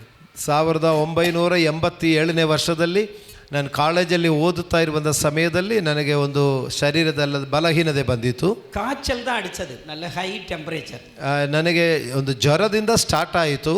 ஆனால் காய்ச்சல் நிற்கவே இல்லை. ಆದರೆ ಆ ಜ್ವರ ನಿಂದು ಹೋಗಲೇ ಇಲ್ಲ. ஹை டெம்பரேச்சர், ಅದು ಬಹಳವಾಗಿ ಬಿಸಿ ಆಗ್ತಾ ಇತ್ತು. என்னை கொண்டு போய் ஒரு மருத்துவமனையில் சேர்த்தார்கள். ನನ್ನನ್ನು ಕರೆದುಕೊಂಡು ಹೋಗಿ ಒಂದು ಆಸ್ಪತ್ರೆಯಲ್ಲಿ ಸೇರಿಸಿದೆ. அங்கே ஒரு 4 நாட்கள் மருத்துவ சிகிச்சை பெற்றேன். 4 ದಿವಸ ಆ ಆಸ್ಪತ್ರೆಯಲ್ಲಿ ನನಗೆ ಟ್ರೀಟ್ಮೆಂಟ್ ಕೊಟ್ಟಿದ್ದರು. காய்ச்சல் சுகமானது, ಜ್ವರ ವಾಸಿ ಆಯಿತು. டாக்டர் சொல்லிட்டாங்க நீங்கள் வீட்டுக்கு போகலாம் அப்படின்ட்டார். ಡಾಕ್ಟರ್ ಹೇಳಿದರು ನೀವು ಮನೆಗೆ ಹೋಗಬಹುದು ಅಂತ ಹೇಳಿಕೊಂಡ್ರು. நான் திருச்சி பட்டணத்திலிருந்து ஒரு கிராமத்திற்கு கடந்து செல்ல வேண்டும். ನಾನು ತಿರುಚಿ ಪಟ್ಟಣದಿಂದ ಇನ್ನೊಂದು ಹಳ್ಳಿಗೆ ನಾನು ಹೋಗಬೇಕಾಯಿತು. மருத்துவமனைக்கு செலுத்த வேண்டிய பணம் எல்லாம் செலுத்திவிட்டு அதிகாலையில் 5 மணிக்கு முதல் பஸ்ஸில் என்னுடைய கிராமத்திற்கு போவதற்காக நானும் என்னுடைய தாயாரும் ஆயத்தமாக இருந்தோம். 4 ದಿವಸದ ಟ್ರೀಟ್ಮೆಂಟಿನ ನಂತರ ಆಸ್ಪತ್ರೆ ಬೆಲ್ಲೆಲ್ಲ ಕಟ್ಟಿ ನಾನು ಬೆಳಗ್ಗೆ 5 ಗಂಟೆಗೆ ಹೊರಡಬೇಕು ಅಂತ ಹೇಳಿಕೊಂಡು ನನ್ನ ಗ್ರಾಮಕ್ಕೆ ಹೋಗಲಿಕ್ಕೆ ಸಿದ್ಧವಾಗಿದ್ದರು. அந்த இரவு தான் எனக்கு ஒரு துக்க இரவாக மாறினது. ಆ ರಾತ್ರಿನೇ ನನಗೆ ಬಹಳ ದುಃಖದ ರಾತ್ರಿಯಾಗಿ ಮಾರ್ಪಟ್ಟಿತು. இரவு உணவு முடிச்சிட்டு ನಾನು அந்த ஹாஸ்பிட்டலில் பெட்டில் அப்படியே உட்கார்ந்திருந்தேன். ನಾ ರಾತ್ರಿ ಊಟ ಮುಗಿದು ನಾನು ಆಸ್ಪತ್ರೆ ಬೆಡ್ಡಲ್ಲಿ ಹಾಸಿಗೆಯಲ್ಲಿ ಇರುವಾಗ தாயார் என்னோடு கூட இருந்தார்கள். ಆವಾಗ ನನ್ನ ತಾಯಿನೂ ನನ್ನ ಜೊತೆಯಲ್ಲಿದ್ದರು. திடீர்னு ரத்த வாந்தி எடுக்க ஆரம்பித்தேன். ಸಡನ್ ಆಗಿ ನನಗೆ ರಕ್ತ ವಾಂತಿ ಆಗೋ ಥರ ಆಯಿತು. அப்படியே ಓವರ್ ಬ್ಲೀಡಿಂಗ್, ಕಟ್ಟುಪಡುತ್ತ முடியாத ರಕ್ತ ವಾಂತಿ. ಆವಾಗ ಡಾಕ್ಟ್ರುಗಳು ಬಂದರೂ ಕೂಡ ಯಾರಿಗೂ ಕಂಟ್ರೋಲ್ ಮಾಡಲಿಕ್ಕೆ ಆಗದ ಹಾಗೆ ಬ್ಲಡ್ ವಾಮಿಟಿಂಗ್ ಮಾಡ್ತಾ ಇದೆ. என் மூக்கிலிருந்து ரத்தம் அப்படியே வெளியேறியது. ಬಾಯಲ್ಲಿ ಮಾತ್ರ ಅಲ್ಲ, ಮೂಗಲ್ಲಿ ಕೂಡ ರಕ್ತ ಬರ್ತಾ ಇದೆ. என் உடலில் எல்லாம் வியர்வை துளிகளாக ரத்தம் வெளியே வந்தது. ಆವಾಗ ನನ್ನ ಶರೀರದಲ್ಲಿ ಬೆವರು ಬರುವ ಹಾಗೆ ರಕ್ತನೇ ಶರೀರದಲ್ಲಿ ಬರುವ ಥರ ಸಾಹಚರ್ಯವಾಯಿತು. உடனே டாக்டருக்கு சொல்லி அனுப்பினார்கள். டாக்டர் வந்து ಚೀಫ್ ಡಾಕ್ಟರ್ வந்தார். ಬೇಗನೆ ಡಾಕ್ಟರ್ನು ಕರೆದರು. ಚೀಫ್ ಡಾಕ್ಟ್ರು ಬೇಗನೆ ಬಂದರು. அந்த ஓவர் ப்ளீடிங், அந்த ரத்த வாந்தி எடுக்கிறது, மூக்கில் வழியா ரத்தம் வருது, இதெல்லாம் நிறுத்துவதற்காக எவ்வளவோ போராடினார்கள். ನನ್ನ ಬಾಯಿಂದ ಮೂಗಿಂದ ರಕ್ತ ಬರೋದೆಲ್ಲ ನಿಲ್ಲಿಸಲಿಕ್ಕಾಗಿ ಡಾಕ್ಟ್ರು ಎಷ್ಟೋ ಪ್ರಯತ್ನ ಪಟ್ಟಿದ್ದರು. என்னுடைய தாயார் இந்த ஹாஸ்பிட்டலில் கிட்னி ட்ரேன்னு சொல்லுவாங்க, இந்த முந்திரி பருப்பு வடிவத்தில் இருக்கும். அந்த ட்ரேயில் நான் எடுக்கிற வாமிட், அந்த ரத்த வாந்தி எல்லாத்தையும் பிடிச்சிட்டு போயிட்டு கழுவி கீழே ஊற்றிட்டு வர்றாங்க. அப்போ ನನ್ನ ತಾಯಿ ನನ್ನ ಜೊತೆಯಲ್ಲಿರೋದರಿಂದ ನನ್ನ ಬಾಯಿಂದ ಮೂಗಿಂದ ರಕ್ತ ಬರೋದನ್ನೊಂದು ಟ್ರೈಯಲ್ಲಿ ತೆಗೆದುಕೊಂಡು ಹೋಗಿ ಅದು ಆಸ್ಪತ್ರೆಯಿಂದ ಮುಂದೆ ಹೋಗಿ ಅದನ್ನು ಚೆಲ್ಕೊಂಡು ಬರ್ತಾ ಇದ್ದೆ. ನಾನು அப்படியே ரத்த வாந்தி அதிகமாக எடுத்து எடுத்து எடுத்து எடுத்து அப்படியே மயங்கி விழுந்துடுறேன். ನಾನು ರಕ್ತ ವಾಮಿಟಿಂಗ್ ಜಾಸ್ತಿ ಆಗಿ ಲಾಸ್ಟು ನಾನು ಸುಸ್ತಾಗಿ ಮಲ್ಕೊಂಡ್ಬಿಟ್ಟಿದೆ. என்னுடைய ரத்தத்தை பரிசோதனைக்காக அனுப்பி வைத்தார்கள். ಮತ್ತು ಆ ರಕ್ತವನ್ನು ಪರೀಕ್ಷೆ ಮಾಡಲಿಕ್ಕಾಗಿ ಕಳಿಸಿಕೊಟ್ಟಿದೆ. நான் அப்படியே நினைவற்ற நிலைமைக்கு போயிட்டேன், மயங்கி விழுந்து. அப்புறம் என்ன நடந்ததுன்னு எனக்கு தெரியாது. ಅಲ್ಲಿ ಪ್ರಜ್ಞೆ ತಪ್ಪಿ ಬಿದ್ದ ಮೇಲೆ ತಿರುಗಿ ಏನಾಗಿದೆ ಅಂತ ನನಗೆ ಏನು ಗೊತ್ತೇ ಇಲ್ಲ, ನೆನಪೇ ಇಲ್ಲ. அடுத்த நாள் என்னுடைய ரத்தம் பரிசோதனைக்கு போயிட்டு ರಿಸಲ್ಟ್ வந்தது. ಮಾರನೇ ದಿವಸ ರಕ್ತ ಪರೀಕ್ಷೆ ಮಾಡಿ ಅದರದ ರಿಸಲ್ಟ್ ತಕೊಂಡು ಬಂದಿತ್ತು. நான் நினைவற்ற நிலைமையில் இருந்திருக்கிறேன். ಆವಾಗಲೂ ನಾನು ಪ್ರಜ್ಞೆ ಇಲ್ಲದೆ ಮಲ್ಕೊಂಡಿದ್ದೆ. என்னுடைய தகப்பனார் ஒரு பள்ளியினுடைய தலைமை ஆசிரியராக இருந்தாங்க. ಈಗ ನನ್ನ ತಂದೆ ಒಂದು ಸ್ಕೂಲಲ್ಲಿ ಹೆಡ್ ಮಾಸ್ಟರ್ ಆಗಿದ್ದರು. நல்ல சிறு வயதில் இருந்த நல்ல பக்தியிலும் ஒழுக்கத்திலும் நான் வளர்க்கப்பட்டேன். ಈಗ ನಾವು ಚಿಕ್ಕ ವಯಸ್ಸಿಂದಲೇ ಒಳ್ಳೆ ದೇವರ ಭಯ ಭಕ್ತಿಯಲ್ಲಿ ನಾವು ಬೆಳೆಸಿ ತಂದೆ ನಮ್ಮನ್ನು ಬೆಳೆಸಿದರು. நான் +1 படிப்பை நான் முடிக்கிறது வரையிலும், PUC முதல் வருஷம் முடிக்கிறது வரையிலும் ಸಿನಿಮಾ ಕೂಡ ನಾನು பார்த்தது கிடையாது. ನಾನು PUC ಫಸ್ಟ್ ಇಯರ್ ಹೋಗುವ ತನಕ ಸಿನಿಮಾ ಕೂಡ ನಾನು ನೋಡಲಿಲ್ಲ. அவ்வளவு கண்டிப்போடு கூட பக்தியில வளர்த்தாங்க. ಅಷ್ಟು ಭಯ ಭಕ್ತಿಯಲ್ಲಿ ನನ್ನ ಮನೆಯಲ್ಲಿ ನಮ್ಮನ್ನು ಸಾಕಿದರು.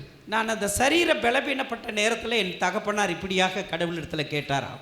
ನನ್ನ ಶರೀರ ಇಷ್ಟು ಬಲಹೀನವಾದ ಸಮಯದಲ್ಲಿ ನನ್ನ ತಂದೆ ದೇವರ ಹತ್ರ ಪ್ರಾರ್ಥನೆ ಮಾಡಿದರು. ஆண்டவரே, என்னுடைய மகன் பிழைக்க வேண்டும், என்னுடைய ஜீவனை நீங்கள் எடுத்துக்கொள்ளுங்கள். ನನ್ನ ಮಗನಿಗೆ ಪ್ರಾಣ ಉಳಿಸಿ, ನನ್ನ ಪ್ರಾಣ ತೆಗೆದರೂ ಪರವಾಗಿಲ್ಲ, ನನ್ನ ಮಗನ ಉಳಿಸಿ ಕೊಡಿ ಎಂದು ನನ್ನ ಅಪ್ಪ ಪ್ರಾರ್ಥನೆ ಮಾಡಿದರು. அடுத்த நாள் ರಿಸಲ್ಟ್ வருகிறது. ಮಾರನೇ ದಿವಸ ರಿಸಲ್ಟ್ ಬಂದಿದೆ. த்ரோம்போசைட்டின் பர்ப்யூரா அப்படின்னு சொல்லிட்டு ஒரு வினோதமான வியாதி என் சரீரத்தை தாக்கியது. ಥ್ರಿಮೋಸೈಟಿ ಪರ್ಪ್ಯೂರಾ, ಆ ಥರ ಒಂದು ವಿಶೇಷವಾದ ಒಂದು ಕಾಯಿಲೆ ನಿಮಗಿದೆ ಎಂದು ಡಾಕ್ಟರ್ ರಕ್ತ ಪರೀಕ್ಷೆಯಲ್ಲಿ ಕಂಡುಹಿಡಿದಿದ್ರು. இந்த வியாதியை குறித்து நீங்க கேள்விப்பட்டிருக்க மாட்டீங்க. ನಮ್ಮ ಇದುವರೆಗೂ ಆ ಥರ ಒಂದು ವ್ಯಾಧಿ ಇದೆ ಅಂತ ಇದುವರೆಗೆ ನಾವು ಕೇಳಿರಲ್ಲ. ರಕ್ತ ಅಣುக்கள் குறைந்து போவது சரீரத்தில். ಆ ಶರೀರದಲ್ಲಿ ರಕ್ತದ ಅಣುಗಳು ಕಡಿಮೆಯಾಗೊಂದು. ಅದ ಡಾಕ್ಟರ್ சொன்னது ಬ್ಲಡ್ ಕ್ಯಾನ್ಸರ್க்கு ನಿಗರಾன ஒரு வியாதி. ಅದರಲ್ಲಿ ಡಾಕ್ಟರ್ ಹೇಳಿದರು ಇದು ಒಂದು ರೀತಿಯಾದ ಬ್ಲಡ್ ಕ್ಯಾನ್ಸರ್ ಆಗಿರುತ್ತದೆ, ಇದು ಇವನ ಇನಿ ಸುಖಪಡುತ್ತ முடியாது அப்படின்னு சொல்லி டாக்டர் கைவிட்டுட்டார். ಇವರನ್ನು ಮತ್ತೆ ಸ್ವಸ್ಥ ಮಾಡಲಿಕ್ಕೆ ಆಗಲ್ಲ, ಆ ರೀತಿಯಾದ ಈ ಕಾಯಿಲೆ ಅಷ್ಟು ಭಯಂಕರವಾಗಿದೆ ಎಂದು ಡಾಕ್ಟರ್ ಹೇಳಿದರು. என்னுடைய தகப்பனார், தாய், என்னுடைய குடும்பத்தினர் எல்லாரும் ரொம்பவாக கலங்கி நின்னாங்க. ಆವಾಗ ನನ್ನ ತಂದೆ ಮತ್ತು ತಾಯಿ, ನಮ್ಮ ಮನೆಯವರೆಲ್ಲರೂ ಬಹಳ ದುಃಖಪಟ್ಟಿದ್ರು. எல்லாரும் சோர்ந்து போய் இருந்தாங்க. ಎಲ್ಲರೂ ತುಂಬಾ ಬಲಹೀನವಾಗಿ ಸುಸ್ತಾಗಿದ್ರು. அந்த நேரத்தில் தான் இன்னொரு அங்க என்னை பார்க்க வந்த நபர்கள் எல்லாரும் சொன்னாங்க, இந்த டாக்டர் சொல்கிறத கேட்க வேண்டாம், வேற ஒரு டாக்டர் போய் பாருங்கன்னு சொல்லியிருக்கிறாங்க. ಆವಾಗ ನಮ್ಮ ಸ್ವಂತದವರೆಲ್ಲ ಬಂದು ಈ ಡಾಕ್ಟರ್ ಹೇಳಿದ ಮಾತಲ್ಲಿ ಮಾತ್ರ ಇರಬೇಡ, ಬೇರೆ ಇನ್ನೊಂದು ಡಾಕ್ಟರ್ನ ಹೋಗಿ ನೋಡೋಣ ಬನ್ನಿ ಎಂದು ಕರೆದರು. ஆனால் என்னுடைய தகப்பனார் ரொம்ப பக்தியில் இருந்ததுனால ஆண்டவர் அவரோடு கூட பேசி இருக்கிறார். ಆದರೆ ನನ್ನ ತಂದೆ ಬಹಳವಾದ ದೇವರ ಭಕ್ತಿಯಲ್ಲಿ ಇದ್ದದರಿಂದ ದೇವರು ಅವರೊಂದಿಗೆ ಮಾತಾಡಿದರು. நாங்க இருந்த இடங்கள்ல நிறைய ஊழியர்கள் ஊழியத்துக்காக கிராம ஊழியத்திற்காக வருவாங்க. ಈಗ ನಾವು ಇರುವಂಥ ಆ ಜಾಗೆಯಲ್ಲಿ ಗ್ರಾಮ ಸೇವೆಗಾಗಿ ಅನೇಕ ಸೇವಕರು ಮನೆಗೆಲ್ಲ ಬರ್ತಾ ಇದ್ದರು. அருமையான பாஸ்டர் ஐயாவை போன்ற ஊழியர்கள் வெள்ளைக்கு வெள்ளை அங்கே போட்டுட்டு கிராமங்கள் தோறும் வந்து ஊழியங்களை செய்து கடந்து செல்வார்கள். ಹೀಗೆ ಬಿಳಿ ವಸ್ತ್ರಗಳು ಧರಿಸಿರುವಂಥ ದೇವ ಸೇವಕರು ಗ್ರಾಮಗಳೆಲ್ಲ ಬಂದು ಸೇವೆ ಮಾಡೋದು ನಾವು ನೋಡಿಕೊಂಡಿದ್ದೇವೆ. ஆண்டவர் என்ன தகப்பனாரோடு கூட பேசி இருக்கிறார். ಆವಾಗ ನನ್ನ ತಂದೆಯೊಂದಿಗೆ ದೇವರು ಮಾತಾಡಿದರು. நாம போற ஆர்சி கோயில்ல எதுவுமே அற்புதங்கள் ஒன்றும் நடக்கிறது இல்ல. ನಾವು ಹೋಗುವಂಥ ರೋಮನ್ ಕ್ಯಾಥಲಿಕ್ ಚರ್ಚಲ್ಲಿ ಯಾವುದು ಅದ್ಭುತಗಳು ನಡೀತಾ ಇಲ್ಲ.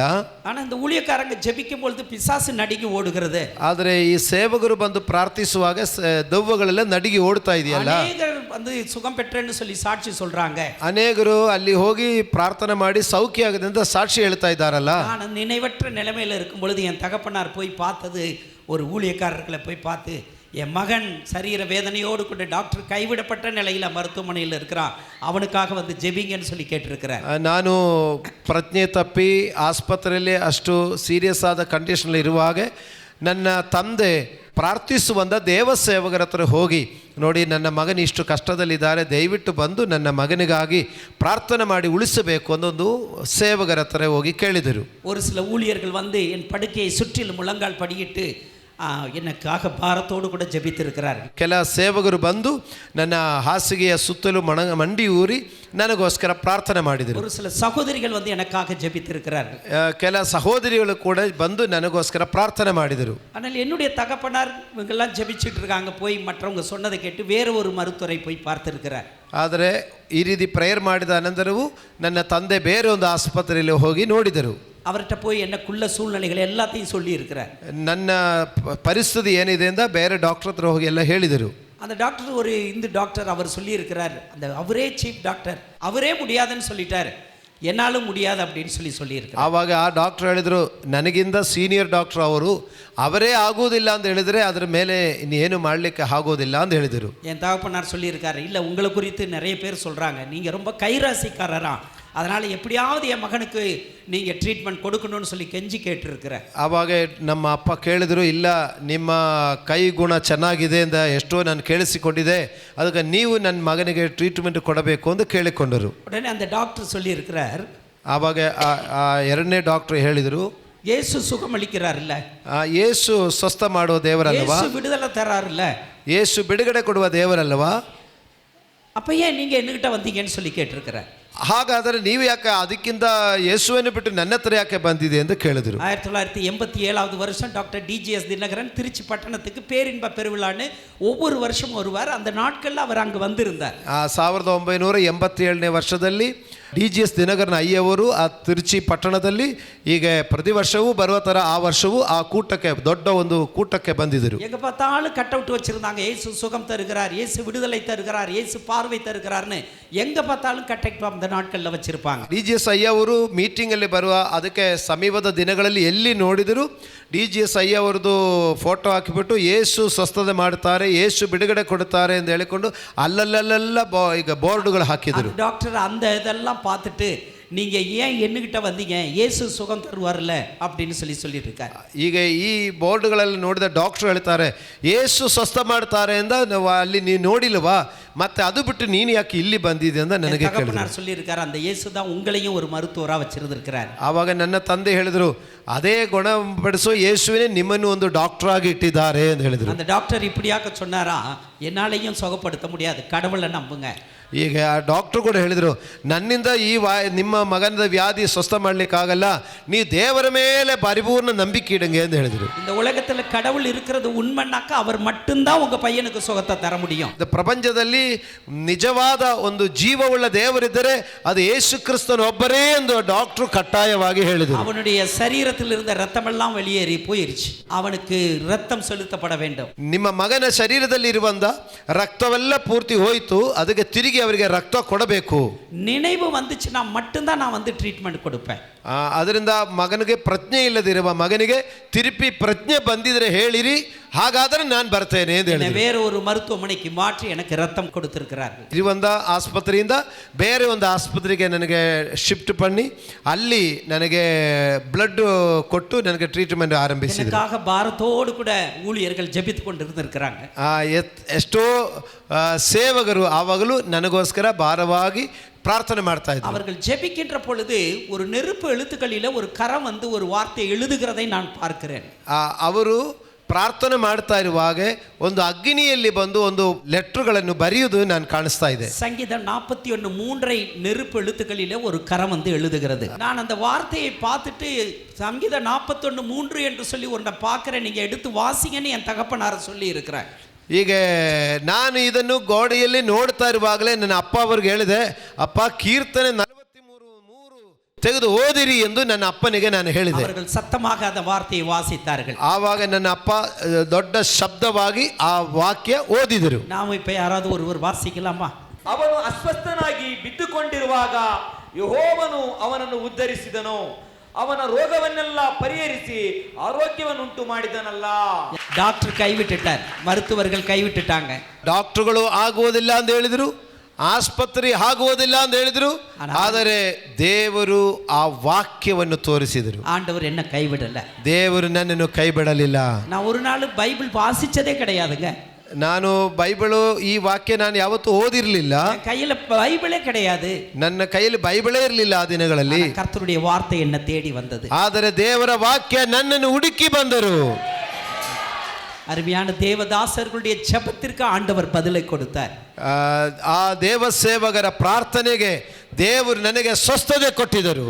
என்னுடைய வியாதி படுக்கையை மாற்றி போட்டார். ನನ್ನ ರೋಗ ಇರುವಂತ ಹಾಸಿಗೆಯನ್ನು ಬದಲಾಯಿಸಿ ಬಿಟ್ಟಿದ್ದರು. எனக்கு நினைவு வந்தது, ನನಗೆ ಪ್ರಜ್ಞೆ ಬಂದಿತ್ತು. அடுத்தது பல நாட்கள் நான் ட்ரீட்மெண்ட் எடுத்தேன். கர்த்தர் 1987 வருஷம் எனக்கு பிளட் கேன்சரில் இருந்து ஆண்டவர் சுகத்தை கொடுத்தார். ಕೆಲವೇ ದಿವಸಗಳು ಆಸ್ಪತ್ರೆಯಲ್ಲಿ ಇದ್ದೆ, ಆದರೆ 1987 ವರ್ಷದಲ್ಲಿ ಬ್ಲಡ್ ಕ್ಯಾನ್ಸರ್ಲಿಂದ ದೇವರು ನನಗೆ ಸೌಖ್ಯ ಕೊಟ್ಟಿದ್ದಾರೆ. அதற்கு பிறகு 2 ஆண்டுகள் என்னுடைய போஸ்ட் கிராஜுவேட் டிகிரியை முடித்தேன். ಅದರ ಅನಂತರ 2 ವರ್ಷ ಕೂಡ ನಾನು ಪೋಸ್ಟ್ ಗ್ರಾಜುಯೇಷನ್ ಡಿಗ್ರಿ ಮುಗಿಸಿದೆ. ஒரு சகோதரன் என்னை கிறிஸ்துவுக்குள்ள வழி நடத்தினான். ಮತ್ತೊಬ್ಬ ಸಹೋದರನು ನನಗೆ ಕ್ರಿಸ್ತನ ವಾಕ್ಯಗಳಲ್ಲಿ ನನ್ನನ್ನು ಮುಂದುವರಿಸಿದರು. உனக்கு ஒரு மருத்துவர் சுகத்தை கொடுக்கல, ನಿನಗೆ ಒಬ್ಬ ಡಾಕ್ಟ್ರು ಸೌಖ್ಯ ಕೊಡಲಿಲ್ಲ, கர்த்தர் தம்முடைய வசனத்தை அனுப்பி உனக்கு சுகத்தை கொடுக்கிறார். ದೇವರು ತನ್ನ ವಾಕ್ಯವನ್ನು ಕಳಿಸಿ ನಿಮಗೆ ಸ್ವಸ್ಥತೆ ಕೊಟ್ಟಿದ್ದಾರೆ. நீ என்னுடைய ஊழியத்தை நீ செய்யணும் அப்படின்னு சொல்லி, நீ ஆண்டவருடைய ஊழியத்துக்கு உன்னை அர்ப்பணிக்கணும் அப்படின்னு சொல்லி சொன்னார். ನೀವು ದೇವರ ಸೇವೆಗಾಗಿ ನಿನ್ನನ್ನೇ ಸಮರ್ಪಿಸಿಕೊಡಬೇಕು ಎಂದು ಆ ಸಹೋದರನು ನನಗೆ ಹೇಳಿದರು. சங்கீதம் 107:20 எடுத்து அவன் என்னை வாசிக்க சொன்னான். ಕೀರ್ತನೆ 107 ಅದರಲ್ಲಿ 20ನೇ ವಸನத்தை ಅನುಪಿ ಆತನು ದೂತನನ್ನೋ ಎಂಬಂತೆ ತನ್ನ ವಾಕ್ಯವನ್ನು ಕಳುಹಿಸಿ ಅವರನ್ನು ಗುಣಪಡಿಸಿದನು. அவர் தமது வசனத்தை அனுப்பி சுகமாக்கி அழிவுக்கு தப்புவிக்கிற தெய்வமாய் இருக்கிறார். ஹல்லேலூயா. ಆತನು ದೂತನೋ ಎಂಬಂತೆ ತನ್ನ ವಾಕ್ಯವನ್ನು ಕಳುಹಿಸಿ ಆತನನ್ನು ಗುಣಪಡಿಸಿದನು. அந்த சகோதரன் இந்த வார்த்தையை சொன்னி என்ன ஊழியத்திற்காக வழி நடத்தினார். ಆ ಸಹೋದರನು ಈ ವಾಕ್ಯ ಹೇಳಿ ನೀವು ದೇವರ ವಾಕ್ಯದಿಂದ ಸೌಖ್ಯವಾದದ್ರಿಂದ ನೀ ದೇವರ ಸೇವೆ ಮಾಡಬೇಕು ಅಂತ ಹೇಳಿ ನನ್ನನ್ನು ಸೇವೆಯಲ್ಲಿ ಪ್ರೋತ್ಸಾಹ ಪಡಿಸಿದರು. தகப்பனார்ட்ட போய் சொன்னேன், அப்பா நான் ஊழியத்துக்கு போறேன். ನನ್ನ ತಂದೆಯ ಹತ್ರ ಹೇಳಿದರು, ನೋಡಿ ನಾನು ಸೇವೆಗೆ ಹೋಗುತ್ತೇನೆ. எனக்கு நல்ல வேலை கிடைச்சது, ನನಗೆ ಒಳ್ಳೆ ಕೆಲಸ ಸಿಕ್ಕಿತ್ತು. வேலைக்கு போக முடியாதபடிக்கு பல தடைகள் வந்தது. ஒரு சத்தம் கேட்கும், நீ மரித்து போயிருந்தால். ನನಗೆ ಅನೇಕ ಕೆಲಸ ಸಿಕ್ಕಿತ್ತು, ಆದರೆ ಕೆಲಸಕ್ಕೆ ಹೋಗಬೇಕು ಅಂದಿರುವಾಗ ನನ್ನ ಕಿವಿಯಲ್ಲಿ ಒಂದು ಮಾತು ಬರ್ತಾ ಇದೆ, ನೀನು ಸತ್ತು ಹೋಗಿದವನು ತಿರುಗಿ ಬದುಕಿದಾನೆ, நீ ஆடுகளை மேய்ப்பாயான்ற ஒரு சத்தம் கேட்டது. ನೀ ಕುರಿಗಳನ್ನು ಮೇಯಿಸಿರಿ ಎಂದ ಶಬ್ದ ನನಗೆ ಕೇಳೋದು. என் தகப்பனார்ட்ட சொன்னேன், அப்பா நான் ஊழியத்துக்கு போகணும்னு சொன்னேன். ಆವಾಗ ನನ್ನ ತಂದೆಗೆ ಹೇಳಿದೆ, ಅಪ್ಪ ನಾನು ದೇವರ ಸೇವೆಗೆ ಹೋಗುತ್ತೇನೆ. என் தகப்பனார் சொன்னாங்க, அதுக்காகவாப்பா உன்னை இவ்வளவு படிக்க வச்சேன். ನನ್ನ ತಂದೆ ಹೇಳಿದ್ರು, ಅದಕ್ಕೇನಾ ನಿನಗೆ ಇಷ್ಟೊಂದು ನಾನು ವಿದ್ಯಾಭ್ಯಾಸ ಕೊಟ್ಟಿರೋದು. நீ என்னுடைய டிபார்ட்மெண்ட்ல ஒரு கல்வி அதிகாரியா வரணும். ಈಗ ನನ್ನ ಡಿಪಾರ್ಟ್ಮೆಂಟ್ ಅಲ್ಲಿ ಒಂದು ವಿದ್ಯಾಭ್ಯಾಸ ಅಧಿಕಾರಿಯಾಗಿ ನೀ ಬರಬೇಕು. நீ ஒரு ப்ரொஃபஸராக வரணும். ನೀನು ಒಂದು ಪ್ರೊಫೆಸರ್ ಆಗಿ ಬರಬೇಕು ಅಂತ ಆಸೆ. அதுதான் என்னுடைய விருப்பமா இருக்கு. ಅದೇ ನನ್ನ ಆಸೆ ಇದೆ. நீ போய் ஊழியத்துக்கு போறேன்னு சொல்ற. ನೀನು ಹೋಗಿ ದೇವರ ಸೇವೆಗೆ ಹೋಗ್ತೀನಿ ಅಂತ ಹೇಳ್ತೀರಾ? பிழைப்பில்லாதவங்க தான் ஊழியத்துக்கு போவாங்கன்னு என் தகப்பனார் சொன்னார். ಈಗ ಬದುಕಲಿಕ್ಕೆ ದಾರಿ ಇಲ್ಲದವರೇ ದೇವರ ಸೇವೆಗೆ ಹೋಗ್ತಾರೆ ಎಂದು ಹೇಳಿದರು. பாஸ்டர் பிழைப்பு இல்லாம யாங்க வந்திருக்கிறாங்க? ಸೇವಕರು ಬದುಕಲಿಕ್ಕೆ ದಾರಿ ಇಲ್ಲದ ಸೇವೆಗೆ ಬಂದಿದ್ದಾರೆ ಎಂದು ಜನ ಹೇಳಿದರು. ராஜாவுக்கு ஊழியம் செஞ்சுட்டு இருக்கிறாங்க. ರಾಜಾದಿರಾಜನಿಗೆ ಸೇವೆ ಮಾಡುವವರಾಗಿ ಉದ್ಯೋಗದಲ್ಲಿರುವವರಾಗಿದ್ದಾರೆ. என் தகப்பனார்ட்ட நான் பிடிவாதமா சொன்னேன், நான் ஊழியத்துக்கு தான் போகணும் அப்படின்னு சொல்லிட்டு. ಆವಾಗ ನನ್ನ ತಂದೆ ಹತ್ರ ನಾನು ಹಠ ಮಾಡಿ ಮಾತಾಡಿದೆ, ಇಲ್ಲ ನಾನು ಸೇವೆಗೆ ಹೋಗೋದು ಅಂತ ಹೇಳಿದೆ. அவர் போய் வேற ஒரு ஆர்சியில் இருக்கிற முக்கியமான நபர்கிட்ட போய் என்னை நிறுத்திட்டாரு. ನನ್ನನ್ನು ಆರ್ಸಿ ಚರ್ಚಲ್ಲಿ ಒಂದು ಮುಖ್ಯಸ್ಥರಾದ ಬಳಿಯಲ್ಲಿ ಕರ್ಕೊಂಡೋಗಿ ನನ್ನನ್ನು ನಿಲ್ಲಿಸಿಬಿಟ್ಟಿದ್ರು. அவர்கிட்ட போய் சொன்னார், ஐயா இவனுக்கு புத்தி சொல்லுங்க அப்படின்னு சொல்லி சொன்னார். ಅವರು, ಅಯ್ಯ ಇವರಿಗೆ ಸ್ವಲ್ಪ ಬುದ್ಧಿ ಹೇಳಿರಿ, ಇವರು ಸೇವೆಗೆ ಹೋಗ್ತೀನಿ ಅಂತ ಹೇಳ್ತಾರೆ ಎಂದ. நான் உங்கள்கிட்ட எதுவுமே பேசலை, ಆದರೆ ನಾನು ಏನು ಮಾತಾಡದೆ ಸುಮ್ಮನೆ ಇದ್ದೆ, அமைதியாக இருந்தேன். ನಾನು ಸುಮ್ಮನೆ ಇದ್ದೆ. கடைசி அவர் சொன்னார், நீ போ நல்லா இருப்ப அப்படின்ட்டார். ಲಾಸ್ಟು ಆ ಮುಖ್ಯಸ್ಥರು ನೀವು ಹೋಗಪ್ಪ ಅಂತ ಹೇಳಿ ಕಳಿಸಿದರು. 1989வது வருஷம் என்னை ஒரு சிறு ஊழியத்தில் போய் என்னை இணைத்து கொண்டேன். 1989ನೇ ವರ್ಷದಲ್ಲಿ ಒಂದು ಚಿಕ್ಕ ಸೇವೆಯಲ್ಲಿ ನಾನು ಸೇರಿಕೊಂಡಿದ್ದೆ. விசுவாச ஊழியம், ಅದು ನಂಬಿಕೆಯಿಂದ ಸೇವೆ. எங்கள் அப்பாட்ட சண்டை போட்டுட்டு நான் கட்டாயம் ஊழியத்துக்கு தான் போவேன்னு போயிட்டேன். ನಾನು ನಮ್ಮ ತಂದೆ ಹತ್ರ ಜಗಳ ಮಾಡಿ ನಾನು ಸೇವೆಗೆ ಹೋಗೋದು, ನೀನೇನೇ ಮಾಡಿದ್ರು ನಾನು ಸೇವೆಗೆ ಹೋಗ್ತೇನೆ ಎಂದು ಹೊರಟಿದೆ. அந்த ஊழியத்தில் எனக்கு முதல் மாதம் வந்துச்சு 200 ரூபா கொடுத்தாங்க. ಆದರೆ ಆವಾಗ ನನಗೆ ಸೇವೆಗೆ ಹೋದ ಅಲ್ಲಿಂದ ನನಗೆ ಮೊದಲನೇ ತಿಂಗಳಿನಲ್ಲಿ ಬಂದ ಪೇಮೆಂಟು 200 ರೂಪಾಯಿ ಕೊಟ್ಟಿದ್ದರು. என் தகப்பனார் ஹெச்சமாக இருந்து நல்ல சம்பளம் வாங்குறவர். ನನ್ನ ತಂದೆ ಒಳ್ಳೆಯ ಒಂದು ಗೌರ್ಮೆಂಟು ಕೆಲಸದಲ್ಲಿ ಇದ್ದುಕೊಂಡು ಒಳ್ಳೆ ಪೇಮೆಂಟ್ ತಗೊಳ್ಳೋರು. நான் அந்த 200 ரூபாய் வாங்கிட்டு ஆண்டவர்கிட்ட ஜெபம் பண்ணேன், ஏசப்பா இதை கொண்டுட்டு போய் என் தகப்பனார்ட்ட கொடுத்து ஜெபம் பண்ணிக்கணும். ನಾನು ದೇವರಿಗೆ ಪ್ರಾರ್ಥನೆ ಮಾಡಿದೆ, ದೇವರೇ ಫಸ್ಟ್ ಪೇಮೆಂಟು ನನ್ನ ಅಪ್ಪ ಹತ್ರ ಕೊಟ್ಟುಬಿಟ್ಟು ಪ್ರೇಯರ್ ಮಾಡಿಸ್ಕೊಳ್ಬೇಕು ಅಂತ ಕೇಳಿದೆ. நல்ல ஞானத்தை கொடுத்திருந்தார். ದೇವರು ನನಗೆ ಒಳ್ಳೆ ಜ್ಞಾನ ಕೊಟ್ಟಿದ್ದರು. பேங்க்குக்கு போனேன். ನಾನು ಬ್ಯಾಂಕಲ್ಲಿ ಹೋಗಿದ್ದೆ. நான் இருந்த அந்த ஊழியத்தில் நான் தான் ஒரு முக்கிய பொறுப்பில் இருந்தேன்.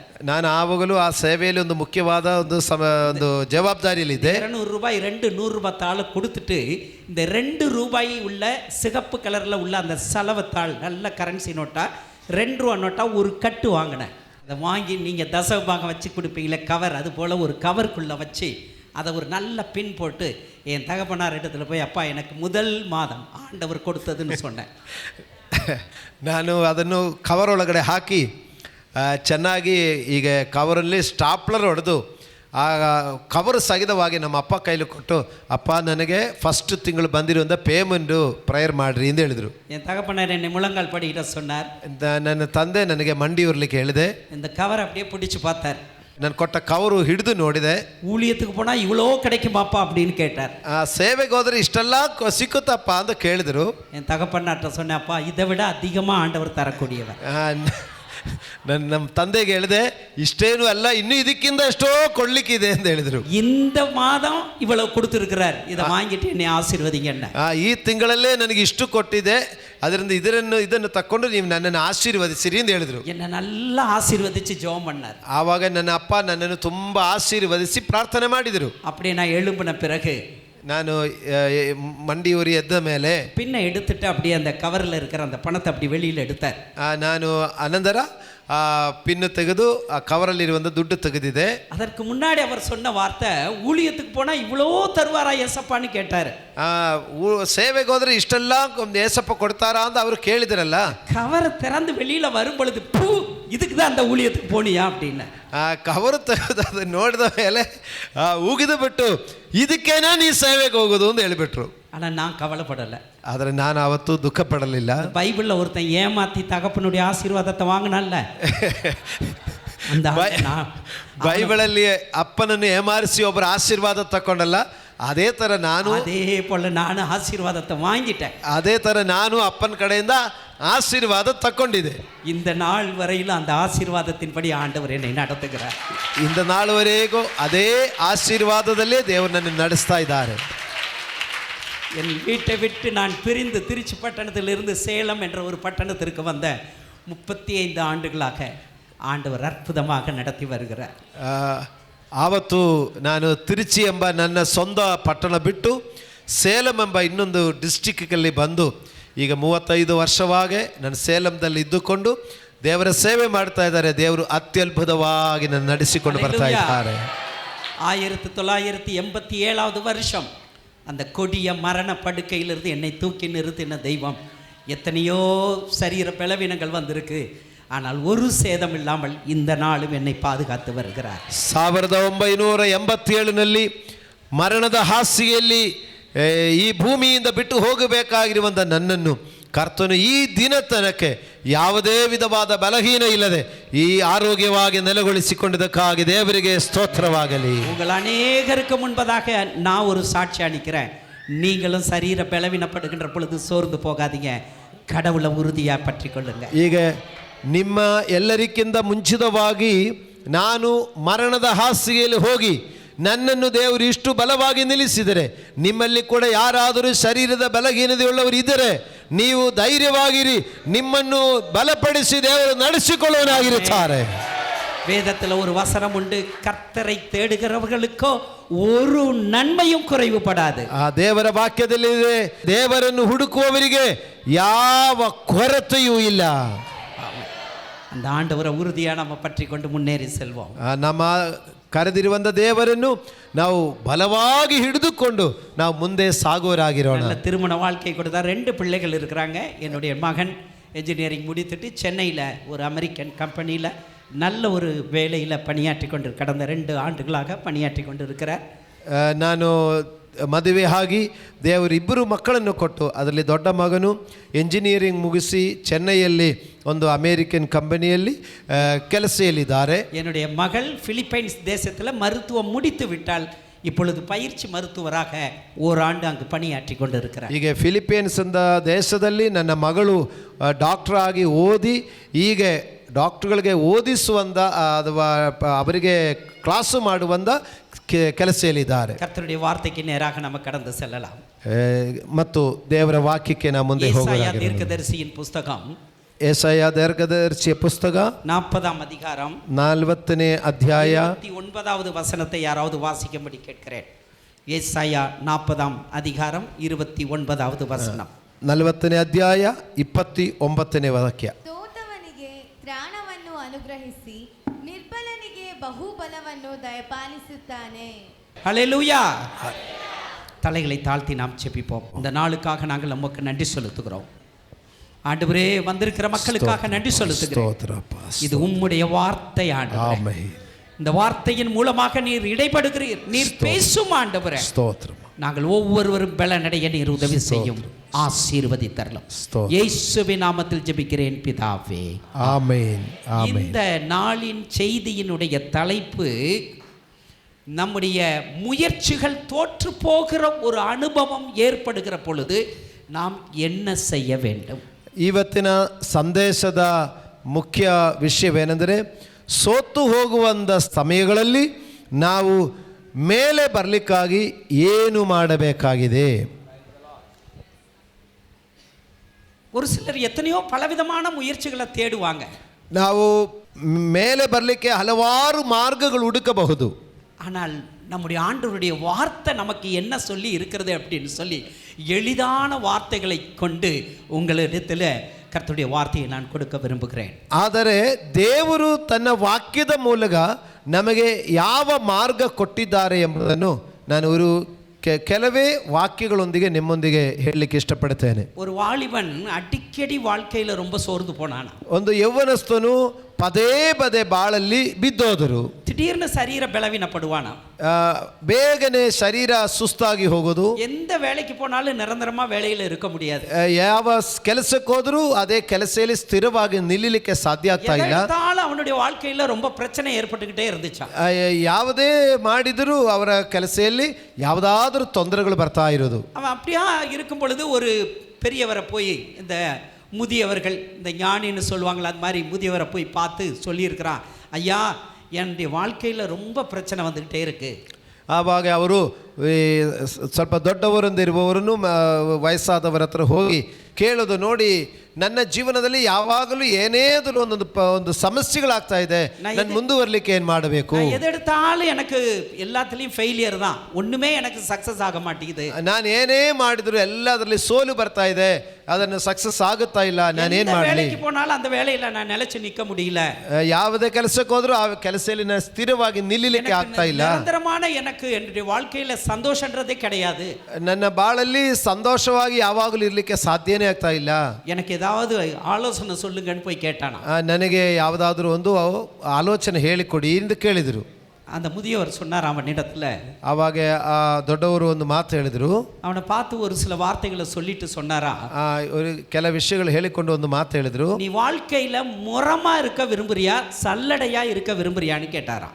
ನೀವು ಬಾಳಲ್ಲಿ ಈಗ ಮೊರವಾಗಿರ್ಲಿಕ್ಕೆ ಇಷ್ಟಪಡ್ತೀರಾ ಮತ್ತು ಜಲ್ರಿ ಆಗಿರ್ಲಿಕ್ಕೆ ಇಷ್ಟಪಡ್ತೀರಾ? இவன் போய் ஆலோசனை கேட்டதுக்கு அந்த பெரியவர் சொன்னாரா, நீ முறமா இருக்க விரும்புறியா சல்லடையா இருக்க விரும்புறியான்னு கேட்டார். ಈಗ ಆಲೋಚನೆ ಕೇಳಲಿಕ್ಕೆ ಹೋಗಿದ ಹುಡುಗನ ಹತ್ರ ಆ ದೊಡ್ಡ ಮನುಷ್ಯ ಹೇಳ್ತಾ ಇದ್ದಾರೆ, ನೀ ಮೊರವಾಗಿರ್ಲಿಕ್ಕೆ ಇಷ್ಟಪಡ್ತೀಯಾ ಜಲ್ರಿ ಆಗಿರ್ಲಿಕ್ಕೆ ಇಷ್ಟಪಡ್ತೀಯಾ ಅಂತ ಕೇಳಿದ್ರು. ஏற்கனவே இவன் குழம்பு போய் இருக்கிறான்.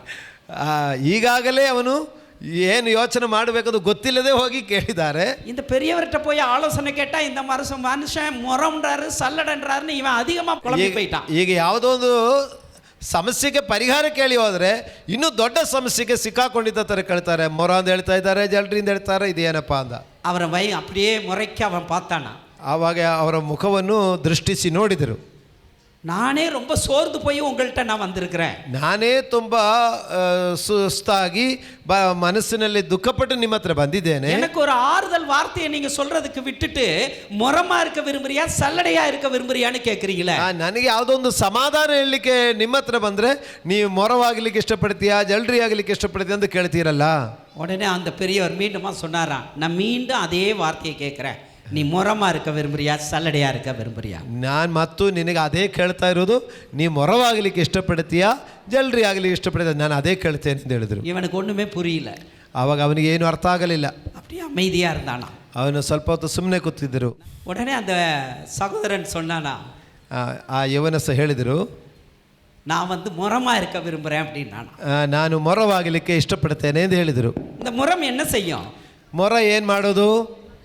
புடைச்சு வேண்டாதது எல்லாத்தையும் வெளியில தள்ளிரும். ಆ ಮೊರ ಮಾಡ್ತಾ ಇರುವಾಗ ಬೇಡದವುಗಳನ್ನು ಹೊರಗಡೆ ತಳ್ಳಿ ಬೇಕಾದದನ್ನು ಒಳಗಡೆ ಇಟ್ಕೊಂಡಿರ್ತದೆ. இந்த சல்லடை என்ன செய்யும்?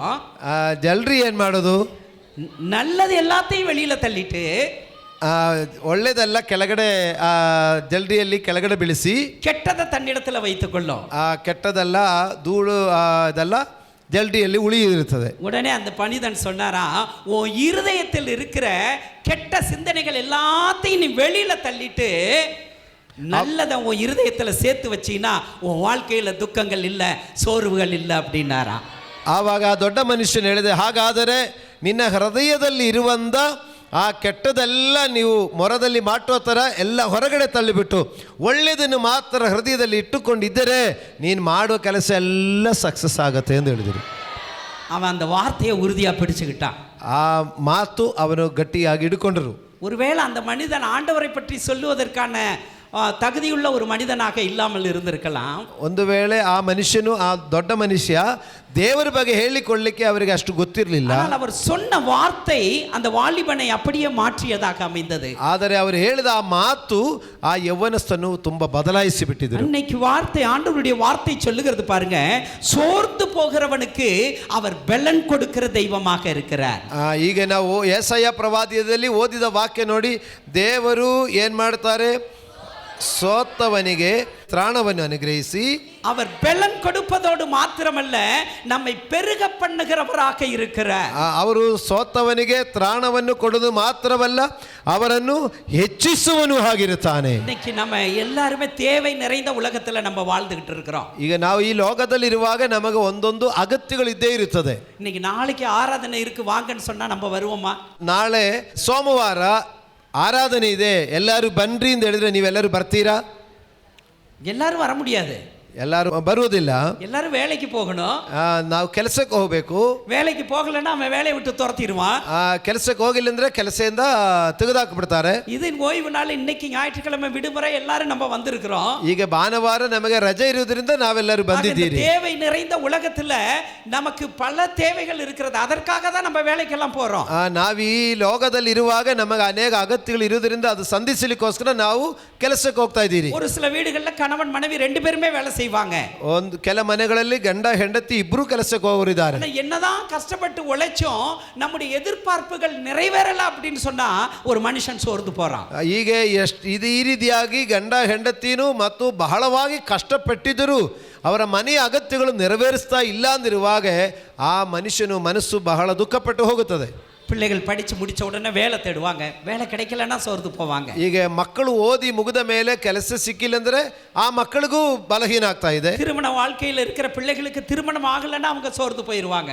ಮದುವೆ ವಯಸ್ಸಾದ ಮಕ್ಕಳಿಗೆ ಮದುವೆ ಆಗಿಲ್ಲ ಅಂದ್ರೆ ಆವಾಗ ಆ ಮಕ್ಕಳು ಸೋತು ಹೋಗ್ತಾ ಇದೆ. வாடகை வீட்டுல குடி இருக்கிறவங்க வீடு மாறிக்கிட்டே போகும்போது என்னைக்கு நிரந்தரமான இந்த முடிவு ஏற்படும், நமக்கு சொந்த வீடு கிடைக்கும்னு அதை நினைச்சு அவங்க ಸೋರ್ದು போவாங்க. ಆ ಬಾಡಿಗೆ ಮನೆಗಳಲ್ಲಿ ಇರುವುದು ಒಂದೊಂದು ಮನೆಗಳು ಬದಲಾಯಿಸಿ ಎತ್ಕೊಂಡು ಹೋಗುವಾಗ ಯಾವತ್ತಪ್ಪ ನಮಗೆ ಸ್ವಂತವಾಗಿ ಒಂದು ಮನೆ ಸಿಕ್ಕುತ್ತೆ ಅಂತ ಹೇಳಿಕೊಂಡು ಯೋಜನೆ ಮಾಡಿಕೊಂಡು ದುಃಖ ಪಡ್ತಾರೆ. மனிதன் தன்னுடைய வாழ்க்கையில எடுக்கிற முயற்சிகள், தன்னுடைய முயற்சிகள் தோற்று போகிற அனுபவம் ஏற்படுகின்ற பொழுது அவன் ಸೋರ್ದು போகிறவனாக இருக்கிறான். ಮನುಷ್ಯನು ತನ್ನ ಜೀವನದಲ್ಲಿ ಅವರು ಮೇಲೆ ಬರಬೇಕಂತ ಹೇಳಿಕೊಂಡು ಮಾಡುವಂತ ಅನೇಕ ಕಾರ್ಯಗಳಲ್ಲಿ ಸೋಲು ಬರುವಾಗ ಮನುಷ್ಯನು ದುಃಖಪಟ್ಟು ಬಲಹೀನವಾಗ್ತಾ ಇದೆ. ஆனால் ஆண்டவருடைய வார்த்தை என்ன சொல்லுகிறது? சோர்ந்து போகிறவனுக்கு அவர் பலன் கொடுக்கிற தெய்வமாய் இருக்கிறார். ಆದರೆ ದೇವರ ವಾಕ್ಯ ಹೇಳ್ತಾ ಇದೆ, ಸೋತವನಿಗೆ ದೇವರು ತ್ರಾಣವನ್ನು ಕೊಡುವನಾಗಿರುತ್ತಾನೆ. ஆக நம்ம என்ன செய்யணும்? அப்படிப்பட்ட நம்முடைய முயற்சிகள் தோற்று போகிற அனுபவம் வருகின்ற பொழுது நாம் என்ன செய்ய வேண்டும்? கர்த்தருடைய பிள்ளைகளாகிய நாமும் சோர்ந்து போகாம ஆண்டவரை விட்டு பின்னிட்டு பார்க்காதபடிக்கு நாம என்ன செய்ய வேண்டும் என்று சொல்லி ஒரு சில வார்த்தைகளை சொல்லி நான் முடிக்க விரும்புகிறேன். ಹೀಗೆ ಆದರೆ ನಾವು ದೇವರನ್ನು ನಂಬಿದ ಮಕ್ಕಳು, ಲೋಕದಲ್ಲಿರುವಂಥ ಮಕ್ಕಳು ಈ ಥರ ಬಲಹೀನತೆಗಳು ಸೋಲುಗಳು ಬಂದು ದುಃಖ ಪಡುವುದಾದರೆ, ದೇವರನ್ನು ನಂಬಿದವರಾದ ನಾವುಗಳು ಜೀವನದಲ್ಲಿ ಸೋಲುಗಳು ಬರುವಾಗ ನಾವು ಹಿಂಜರಿದು ಹೋಗದಿರಲಿಕ್ಕೆ ಏನು ಮಾಡಬೇಕಂತ ಕೆಲ ವಾಕ್ಯಗಳು ನೋಡೋಣ. கர்த்தருடைய வார்த்தை நம்மை பலப்படுத்தக்கூடியதாக இருக்கிறது. ದೇವರ ವಾಕ್ಯವೇ ನಮ್ಮನ್ನು ಬಲಪಡಿಸುವಂತದಾಗಿರುತ್ತದೆ. கர்த்தருடைய வார்த்தை நம்மோடு கூட பேசக்கூடியதாக இருக்கிறது. ದೇವರ ವಾಕ್ಯ ನಮ್ಮೊಂದಿಗೆ ಮಾತನಾಡುವಂತವುಗಳಾಗಿರುತ್ತದೆ. கர்த்தரை சார்ந்து கொள்ளுகின்ற பொழுது ನಾವು ದೇವರ ಹತ್ತಿರವೇ ಇರುವಾಗ, நம்முடைய நம்பிக்கை முழுவதும் அவர் மீது நாம் வைக்கின்ற பொழுது, ನಮ್ಮ ನಂಬಿಕೆ ಪರಿಪೂರ್ಣವಾಗಿ ದೇವರಲ್ಲಿ ಇಡುವಾಗ அவர் நம்மை நடத்தக்கூடியவராக இருக்கிறார். ಅವರು ನಿಶ್ಚಯವಾಗಿ ನಮ್ಮನ್ನು ದಾರಿ ನಡೆಸುವನಾಗಿರುತ್ತಾರೆ. ஆண்டவருடைய வார்த்தை இப்படியாக சொல்லுது பாருங்க. சங்கீதத்தின் புஸ்தகம் 37ஆம் சங்கீதம் 5வது வசனம் இப்படியாக சொல்லுகிறது. 37ನೇ ಕೀರ್ತನೆ 5ನೇ ವಾಕ್ಯ ಹೀಗೆ ಹೇಳ್ತಾ ಇದೆ, முயற்சிகள் தோற்று போகிற அனுபவம் ஏற்படுகின்ற பொழுது நாம் செய்ய வேண்டிய முதல் காரியம், ನಾವು ಸೋತು ಹೋಗುವಂತ ಸಂದರ್ಭಗಳಲ್ಲಿ ನಾವು ಮಾಡಬೇಕಾದ ಮೊದಲನೇ ವಿಷಯ, உங்க வழியை கர்த்தருக்கு ஒப்புவித்து அவர் மீது ನಂಬಿಕೆಯಾಗಿರುங்க. ನಮ್ಮ ದಾರಿಯನ್ನು ದೇವರಿಗೆ ವಹಿಸಿಬಿಟ್ಟು ನಾವು ಭರವಸೆಯುಳ್ಳವರಾಗಿರಬೇಕು. அப்படி நான் ನಂಬಿಕೆயா இருக்கும் பொழுது அவர் என்ன செய்வாராம்? ನಾವು ನಂಬಿಗಸ್ತರಾಗಿ ಇರುವಾಗ ದೇವರು ಏನ್ ಮಾಡ್ತಾರೆ? அவரே காரியத்தை வாய்க்க பண்ணுவார். ಅವರೇ ಕಾರ್ಯವನ್ನು ಸಾಧಿಸಿಕೊಡುವನಾಗಿರುತ್ತಾರೆ. ஹalleluya. நமக்கு உதவி செய்யக்கூடியவர் அவர் ஒருவர் தான். ನಮಗೆ ಸಹಾಯ ಮಾಡಲಿಕ್ಕೆ ದೇವರೊಬ್ಬರೇ ಸಕ್ಕನು. சோர்ந்து போகிற நேரம் வருகின்ற பொழுது நம்ம யாருகிட்டையும் போய் நம்மளுடைய காரியங்களை சொல்லி அதிலிருந்து விடுதலை பெற நம்மளால முடியவே முடியாது. ನಾವು ಸೋತು ಹೋಗುವಂತ ಸಮಯದಲ್ಲಿ ಯಾವುದಾದ್ರೂ ಮನುಷ್ಯರ ಹತ್ರ ಹೋಗಿ ಮಾತಾಡಿ ಆ ಮನುಷ್ಯರಿಂದ ನಮಗೆ ಬಿಡುಗಡೆ ಹೊಂದಿಕೊಳ್ಳಿಕ್ಕೆ ಸಾಧ್ಯವಿಲ್ಲ. ஒருவேளை அந்த பிரச்சனையிலிருந்து விடுதலை கிடைக்குதுன்னா அது ஒரு சில நாளுக்கு தான் நிரந்தரமாக இருக்கும். ಆದರೆ ಮನುಷ್ಯರ ಹತ್ರದಿಂದ ಸಿಕ್ಕುವಂತ ಒಂದು ಸಮಾಧಾನ ಆದರೆ ಅದು ಸ್ವಲ್ಪ ದಿನಗಳಲ್ಲಿ ಸಿಕ್ಕಬಹುದು. நம்முடைய வழியை கர்த்தருக்கு ஒப்புவித்து அவர் மீது நான் நம்பிக்கையா இருப்போம் அப்படின்னு சொன்னா, ಆದರೆ ನಮ್ಮ ದಾರಿಯನ್ನು ದೇವರಿಗೆ ವಹಿಸಿಬಿಟ್ಟು ನಾವು ಭರವಸವಾಗಿದ್ದರೆ அவர் ஒருவர் மாத்திரம் தான் நிரந்தரமாக நம்முடைய சோர்வுகளை அகற்றக்கூடியவர். ಅವರು ಸ್ವಲ್ಪ ಕಾಲದಲ್ಲಿ ಮಾತ್ರವಲ್ಲ, ಶಾಶ್ವತವಾಗಿ ನಮ್ಮನ್ನು ನಿತ್ಯ ನಿರಂತರವಾಗಿ ದಾರಿ ನಡೆಸುವನಾಗಿರುತ್ತಾರೆ. அவரே நம்முடைய காரியத்தை வாய்க்க பண்ணுகிறவராய் இருப்பார். ದೇವರೇ ನಮ್ಮ ಕಾರ್ಯವನ್ನು ನೆರವೇರಿಸಿಕೊಡುವನಾಗಿರುತ್ತಾರೆ. எனக்கு அருமையானவர்களே, எனக்கு அன்பான தேவ பிள்ளைகளே, ಆದ್ದರಿಂದ ನನ್ನ ಪ್ರೀತಿಯ ದೇವರ ಮಕ್ಕಳಿರ, சோதனை நிறைந்த உலகத்துல நம்ம வாழ்ந்துகிட்டு இருக்கிறோம். ಶೋಧನೆ ಎಂಬುದು ನಮ್ಮ ಬಾಳಲ್ಲಿ ಬರಬಹುದು. நம்முடைய ஆண்டவர் இயேசுவை ஒரு நிமிஷம் நம்ம அவருடைய வாழ்க்கையை நம்ம திரும்பி பார்த்துக்கிட்டே இருந்தோம் அப்படின்னு சொன்னால் நம்ம ஒரு நாளும் சோர்வுகள் வருகின்ற பொழுது நம்ம அதை குறித்து பயப்படவே மாட்டோம். ನಮ್ಮ ಕರ್ತನಾದ ಯೇಸು ಕ್ರಿಸ್ತನನ್ನು ನಾವು ಧ್ಯಾನಿಸಿಕೊಂಡೇ ಬರುವುದಾಗಿದ್ದರೆ ನಾವು ಸೋತು ಹೋಗುವಂಥ ಸಮಯದಲ್ಲಿ ನಾವು ಯಾವತ್ತೂ ಹಿಂಜರಿದು ಹೋಗೋದಿಲ್ಲ. வேதத்தில் ஒரு மனிதனை குறித்து நம்ம வேதத்தில் பார்க்குறோம். யோபு என்ற ஒரு மனிதனை குறித்து பார்க்கிறோம். ನಾವು ಸತ್ಯವೇದದಲ್ಲಿ ಯೋಬು ಎಂಬ ಒಬ್ಬ ಮನುಷ್ಯನ ಬಗ್ಗೆ ನಾವು ನೋಡ್ತೀರಲ್ಲ. யோபுவின் புஸ்தகம் 5வது அதிகாரம் 7வது வசனம் இப்படியாக சொல்லுகிறது. ಆ ಯೋಬನ ಪುಸ್ತಕ 5ನೇ ಅಧ್ಯಾಯ 7ನೇ ವಾಕ್ಯ ಈ ರೀತಿಯಾಗಿ ಹೇಳ್ತಾ ಇದೆ. நீங்கள் நான் இந்த உலகத்தில் பிறந்திருக்கிறதுடைய நோக்கம் வருத்தம் ಅನುಭವಿக்க பிறந்திருக்கிறோம் என்று சொல்லி வேதம் சொல்லுகிறது. ನಾನು ಮತ್ತು ನೀವು ಈ ಲೋಕದಲ್ಲಿ ಹುಟ್ಟಿರುವುದೇ ನಾವು ಪ್ರಯಾಸ ಪಡೆದಕ್ಕಾಗಿ ಹುಟ್ಟಿದೆ ಎಂಬುದನ್ನು ಬರೆದಿದೆ. அக்கினி பொறிகள் மேலே எழுவது போல மனுஷன் வருத்தம் ಅನುಭವಿக்க பிறந்திருக்கிறான் என்று சொல்லி வேதம் சொல்லுகிறது. ಬೆಂಕಿಯ ಶೋಧನೆಯ ರೀತಿಯಲ್ಲಿ ಮಕ್ಕಳು ಕಷ್ಟಗಳನ್ನು ಅನುಭವಿಸಬೇಕೆಂಬುದನ್ನೇ ಈ ಬೈಬಲಲ್ಲಿ ದೇವರ ವಾಕ್ಯದಲ್ಲಿ ಬರೆಯಲ್ಪಟ್ಟಿದೆ. யோபு என்ற மனுஷனுடைய வாழ்க்கையில ஏற்பட்ட சோதனைகளை குறித்து நாம் அறிந்திருக்கிறோம். ಆ ಯೋಬ ಎಂಬ ಮನುಷ್ಯನ ಬಾಳಲ್ಲಿ ಬಂದಿರುವಂತ ಶೋಧನೆಗಳ ಬಗ್ಗೆ ನಾವು ಅನೇಕರು ಕೇಳಿಸಿಕೊಂಡಿದ್ದೀರಾ. யோபுவின் புஸ்தகம் 1ஆம் அதிகாரத்தில் 1வது வசனத்தில் யோபுவை குறித்து இப்படியாக போடப்பட்டுள்ளது. ಯೋಬನ ಪುಸ್ತಕ 1ನೇ ಅಧ್ಯಾಯ 1ನೇ ವಾಕ್ಯದಲ್ಲಿ ಯೋಬನ ಬಗ್ಗೆ ಈ ರೀತಿಯಾಗಿ ಬರೆಯಲ್ಪಟ್ಟಿದೆ. யோபு உத்தமனாக வாழ்ந்தான். ಅವರು ಉತ್ತಮನಾಗಿ ಬಾಳಿದವರು. அவன் நீதி உள்ளவனாய் வாழ்ந்தான். ಅವರು ನೀತಿ ಉಳ್ಳವನಾಗಿ ಬಾಳಿದರು. அவன் கடவுளுக்கு பயந்தவனாக இருந்தான். ದೇವರಿಗೆ ಭಯಪಟ್ಟು ಬದುಕಿದರು. ஆனாலும் அவன் பலவிதமான பிரச்சனைகளை சந்திக்கக்கூடிய சூழ்நிலைக்கு தள்ளப்பட்டான்.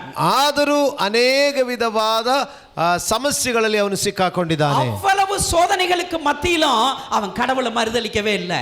ಅಷ್ಟೊಂದು ಶೋಧನೆ ಬರುವಾಗಲೂ ಅವನು ದೇವರನ್ನು ಬಿಟ್ಟು ಬಿಡುವಂತ ಮನಸ್ಸು ಬರಲಿಲ್ಲ. அவனுடைய மனைவி அவனுடைய நண்பர்கள் எல்லாரும் அவனை கைவிட்டுறாங்க. ಅವರ ಪತ್ನಿ ಅವರ ಸ್ನೇಹಿತರು ಕೂಡ ದೇವರನ್ನು ಬಿಟ್ಟು ಬಿಡಲಿಕ್ಕೆ ಹೇಳಿದರು, ಆದರೂ ಅವನು ಬಿಡಲಿಲ್ಲ. ஆனா யோபு என்ன வார்த்தை சொல்றான் தெரியுமா? ಆದ್ರೆ ಯೋಬನ ಎಂದ ಮಾತು ಹೇಳ್ತಾ ಇದ್ದಾನೆ. யோபுவின் புஸ்தகம் 13ஆம் அதிகாரம் 15வது வசனத்துல ஒரு வார்த்தை சொல்லுகிறான். அவர் என்னை கொன்று போட்டாலும் நான் அவர் மீது நம்பிக்கையாய் இருப்பேன். 13ನೇ ಅಧ್ಯಾಯ 13ನೇ ವಾಕ್ಯದಲ್ಲಿ ಯೋಬನ ಹೇಳ್ತಾನೆ, ಅವರು ನನ್ನನ್ನು ಸಾಯಿಸಿದರು ನಾನು ಅವನಿಗಾಗಿಯೇ ಕಾಯುತ್ತೇನೆ. ஆமென். எத்தனை பேர் நம்ம அப்படி சொல்ல முடியும்? நம்முடைய சரீர பலவீனம் ஏற்படுகின்ற பொழுது, நம்முடைய பயங்கரமான சோதனைகள் நம்மை அணுகுகின்ற பொழுது ஒரு நாள் நம்ம சோர்ந்து போக வேண்டாம். அந்த யோபுவை போல கர்த்தர் மீது நாம் நம்பிக்கை வைக்க வேண்டும். ನಾವು ಕೂಡ ನಮ್ಮ ಜೀವನದಲ್ಲಿ ಈ ರೀತಿಯಾದ ಒಂದು ಸಹಿಸಲಿಕ್ಕಾಗದಂತ ಬಲಹೀನತೆ ಬರುವಾಗಲೂ ನೋಡಿ, ಯೋಬನು ಬಲಹೀನತೆಯಲ್ಲಿಯೂ ದೇವರ ಮೇಲೆ ಭರವಸೆ ಇಟ್ಟವರು ನಮಗಿರುವುದರಿಂದ ಅವರ ಹಾಗೆ ಕರ್ತನೇ ಎಂದ ಕಷ್ಟವಾದರೂ ನಾನು ನಿನ್ನನ್ನೇ ಹಿಂಬಾಲಿಸ್ತೇನೆ ಎಂದು ಹೇಳುವರಾಗಿರೋ. யோபு இன்னும் ஒரு படி மேலே போய் ஒரு வார்த்தையை சொல்லுகிறான். ಇನ್ನೊಂದು ಸ್ಟೆಪ್ ಮೇಲೆ ಹೋಗಿ ಯೋಬನ್ ಹೇಳ್ತಾ ಇದ್ದಾನೆ. யோபுவின் புஸ்தகம் 19ஆம் அதிகாரம் 25வது வசனத்தில் அவன் இப்படியாக சொல்லுகிறான். 19ನೇ ಅಧ್ಯಾಯ 20ನೇ ವಾಕ್ಯದಲ್ಲಿ ಯೋಬನ್ ಹೇಳ್ತಾ ಇದ್ದಾನೆ, என் மீட்பர் உயிரோடு கூட இருக்கிறார். ನನ್ನ ಸಹಾಯಕನು ಇನ್ನೂ ಜೀವಂತವಾಗಿದ್ದಾರೆ. எனக்கு ಅರುಮೆಯಾನವர்களே, நீங்களும் நானும் ஆராதிக்கிற தெய்வம் ஜீவன் உள்ளவராய் இருக்கிறார். ನಾವು ಮತ್ತು ನೀವು ಆರಾಧಿಸುವಂತ ದೇವರು ಜೀವವುಳ್ಳ ದೇವರಾಗಿದ್ದಾರೆ. ஒரு உயிருள்ள தெய்வத்தை ஆராதிக்க இந்த நாளிலே நம்ம வந்திருக்கிறோம்.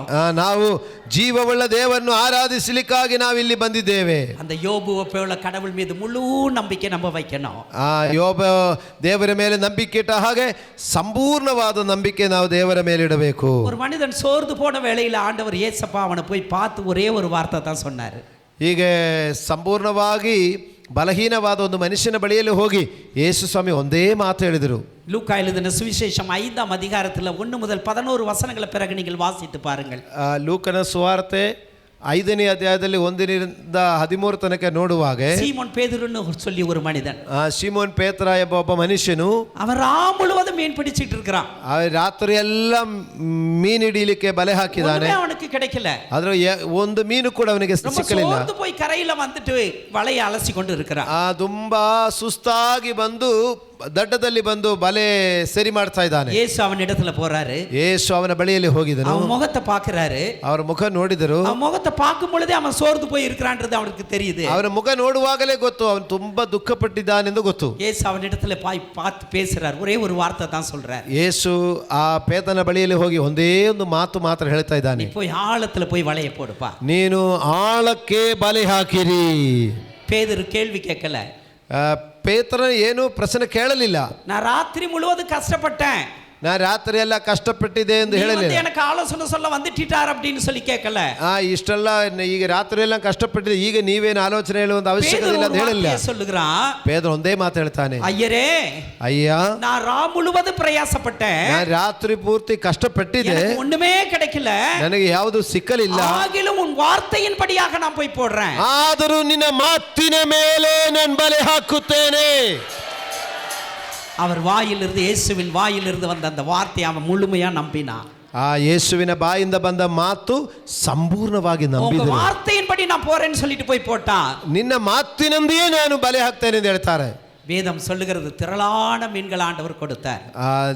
ದೇವರ ವಾಕ್ಯದಲ್ಲಿ ಹೇಳ್ತಾ ಇದೆ, ಹೆಚ್ಚಿನ ಮೀನುಗಳು ಬಲೆಯಲ್ಲಿ ಸಿಕ್ಕಿದೆ. 2 படகு மூழ்கத்தக்க வகையில மீன்கள் கிடைத்ததா. 2 ಹಡಗುಗಳಲ್ಲಿ ತುಂಬಿಸುವಷ್ಟು ಮೀನು ಒಂದೇ ಬಲೆಯಲ್ಲಿ ಸಿಕ್ಕಿದೆ. மற்றவர்கள் எல்லாம் உதவிக்கு அழைத்து 2 படகு மூழ்கத்தக்க திரளான மீன்கள் ஆண்டவர் கொடுத்து ஆசீர்வதித்தார். ಮತ್ತು ಬೇರೆ ಹಡಗುಗಳನ್ನು ಕರೆದು ಆ ಬೇರೆ ಹಡಗುಗಳಲ್ಲಿ ಕೂಡ ತುಂಬಿಸುವಷ್ಟು ಮೀನುಗಳು ದೇವರು ಅವರಿಗೆ ಒದಗಿಸಿಕೊಟ್ಟರು. அவ்வளவு ஆசீர்வாதம் வந்த பிறகும் அந்த சீமோன் பேதுரு என்ன தெரியுமா செஞ்சான்?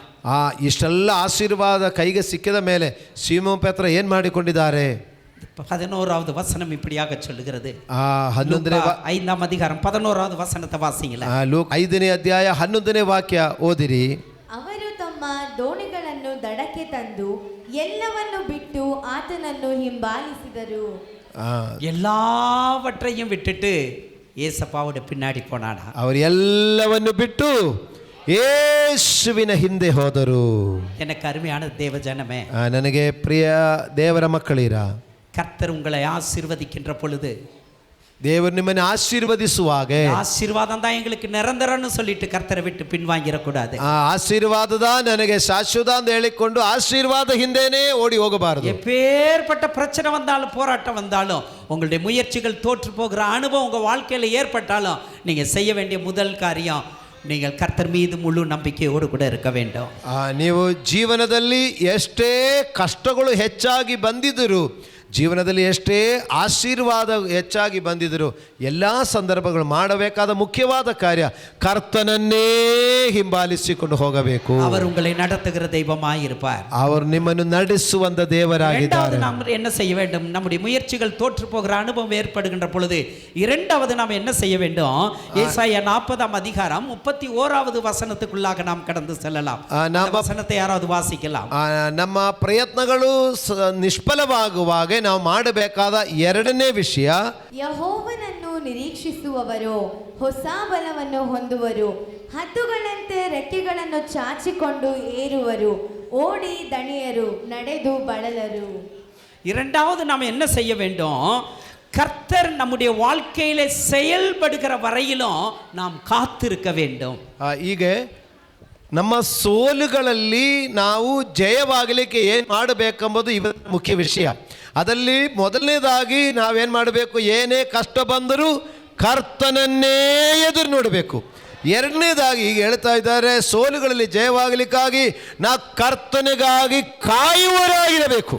காத்திருப்பதன் மாத்திரம் போதாது, ನಾವು ಕಾಯುತ್ತಾ ಇರುವುದು ಮಾತ್ರ ಸಾಲದು, அவர் நம்முடைய வாழ்க்கையில செயல்படுகிற வரையிலும் காத்திருக்க வேண்டும். ಕರ್ತರು ನಮ್ಮ ಬಾಳಲ್ಲಿ ಮಾಡುವ ತನಕ ಕಾಯಬೇಕು. ஒரு சிலர் அவசரப்படுவாங்க, ஏசப்பா எனக்கு இன்னைக்கே செய்யணும்னு கேட்பாங்க. ಅನೇಕರು ಏನ್ ಮಾಡ್ತಾರೆ? ಅವರಿಗೆ ಇವತ್ತೇ ಆಗಬೇಕು ಅಂತ ಕೇಳ್ತಾರೆ. நாம அவருக்கு கண்டிஷன் போட முடியாது. ನಾವು ದೇವರಿಗೆ ಯಾವತ್ತೂ ಕಂಡೀಷನ್ ಹಾಕಬಾರದು. கர்த்தர் நம்முடைய வாழ்க்கையில செயல்படுகிற வரையிலும் நாம் காத்திருக்க வேண்டும். ದೇವರು ನಮ್ಮ ಬಾಳಲ್ಲಿ ಮಾಡುವ ತನಕ ನಾವು ಕಾಯಬೇಕು. எனக்கு ஒரு ஊழியக்காரர் சகோதரர் தெரியும். ನನಗೊಂದು ದೇವ ಸೇವಕರು ಸಹೋದರನು ಗೊತ್ತಿರುವರು. அவருக்கு திருமணமானது, ಮದುವೆ ಆಯಿತು, 5 ஆண்டுகள் முடிஞ்சிச்சு, குழந்தை பாக்கியமே இல்லை. 5 ವರ್ಷಗಳಾಗಿದ್ರು ಅವರಿಗೆ ಮಕ್ಕಳಾಗಲಿಲ್ಲ. அவங்க வெளி ஊரில் வேலை செய்கிறாங்க. ಅದು ಹೊರಗಡೆ ದೇಶದಲ್ಲಿ ಕೆಲಸ ಮಾಡ್ತಾ ಇದ್ದವರು. கணவன் மனைவி 2 பேரும் ஆண்டவருடைய ஊழியத்தை செய்யக்கூடியவங்க. ಗಂಡ ಹೆಂಡತಿ ಇಬ್ಬರು ದೇವರ ಸೇವೆ ಮಾಡ್ತಾರೆ. வருடத்திற்கு 2 முறை மட்டும்தான் அவங்க நான் இருக்கிற சேலம் பட்டணத்துக்கு அவங்க சபைக்கு வருவாங்க. ಈಗ ಅವರು ವರ್ಷದಲ್ಲಿ 2 ಸಾರಿ ಮಾತ್ರನೇ ಸ್ವಂತ ಊರಿಗೆ ಬರೋದು ಮತ್ತು ಬಾಕಿ ಎಲ್ಲ ದೇವರ ಸೇವೆಯಲ್ಲಿದ್ದಾರೆ. சபைக்கு வரும்பொழுது மற்றவங்க எல்லாம் அவரை பார்க்கும்போது கேட்பாங்க, உங்களுக்கு குழந்தை இருக்குதா, எத்தனை பிள்ளைகள் அப்படின்னு கேட்பாங்க. ಸಭೆಗೆ ಬರುವಾಗ ಉಳಿದವರು ಕೇಳ್ತಾರೆ, ಈಗ ಮಕ್ಕಳೆಷ್ಟು ಜನ, ಮಕ್ಕಳೇನು ಮಾಡ್ತಾರೆ ಅಂತ ಕೇಳ್ತಾರೆ. அவங்க சொல்லுவாங்க, எங்களுக்கு குழந்தை இல்லை, இதுவரையில ஆண்டவர் தரல, ஆனால் தரேன்னு அவர் சொல்லியிருக்கிறார்.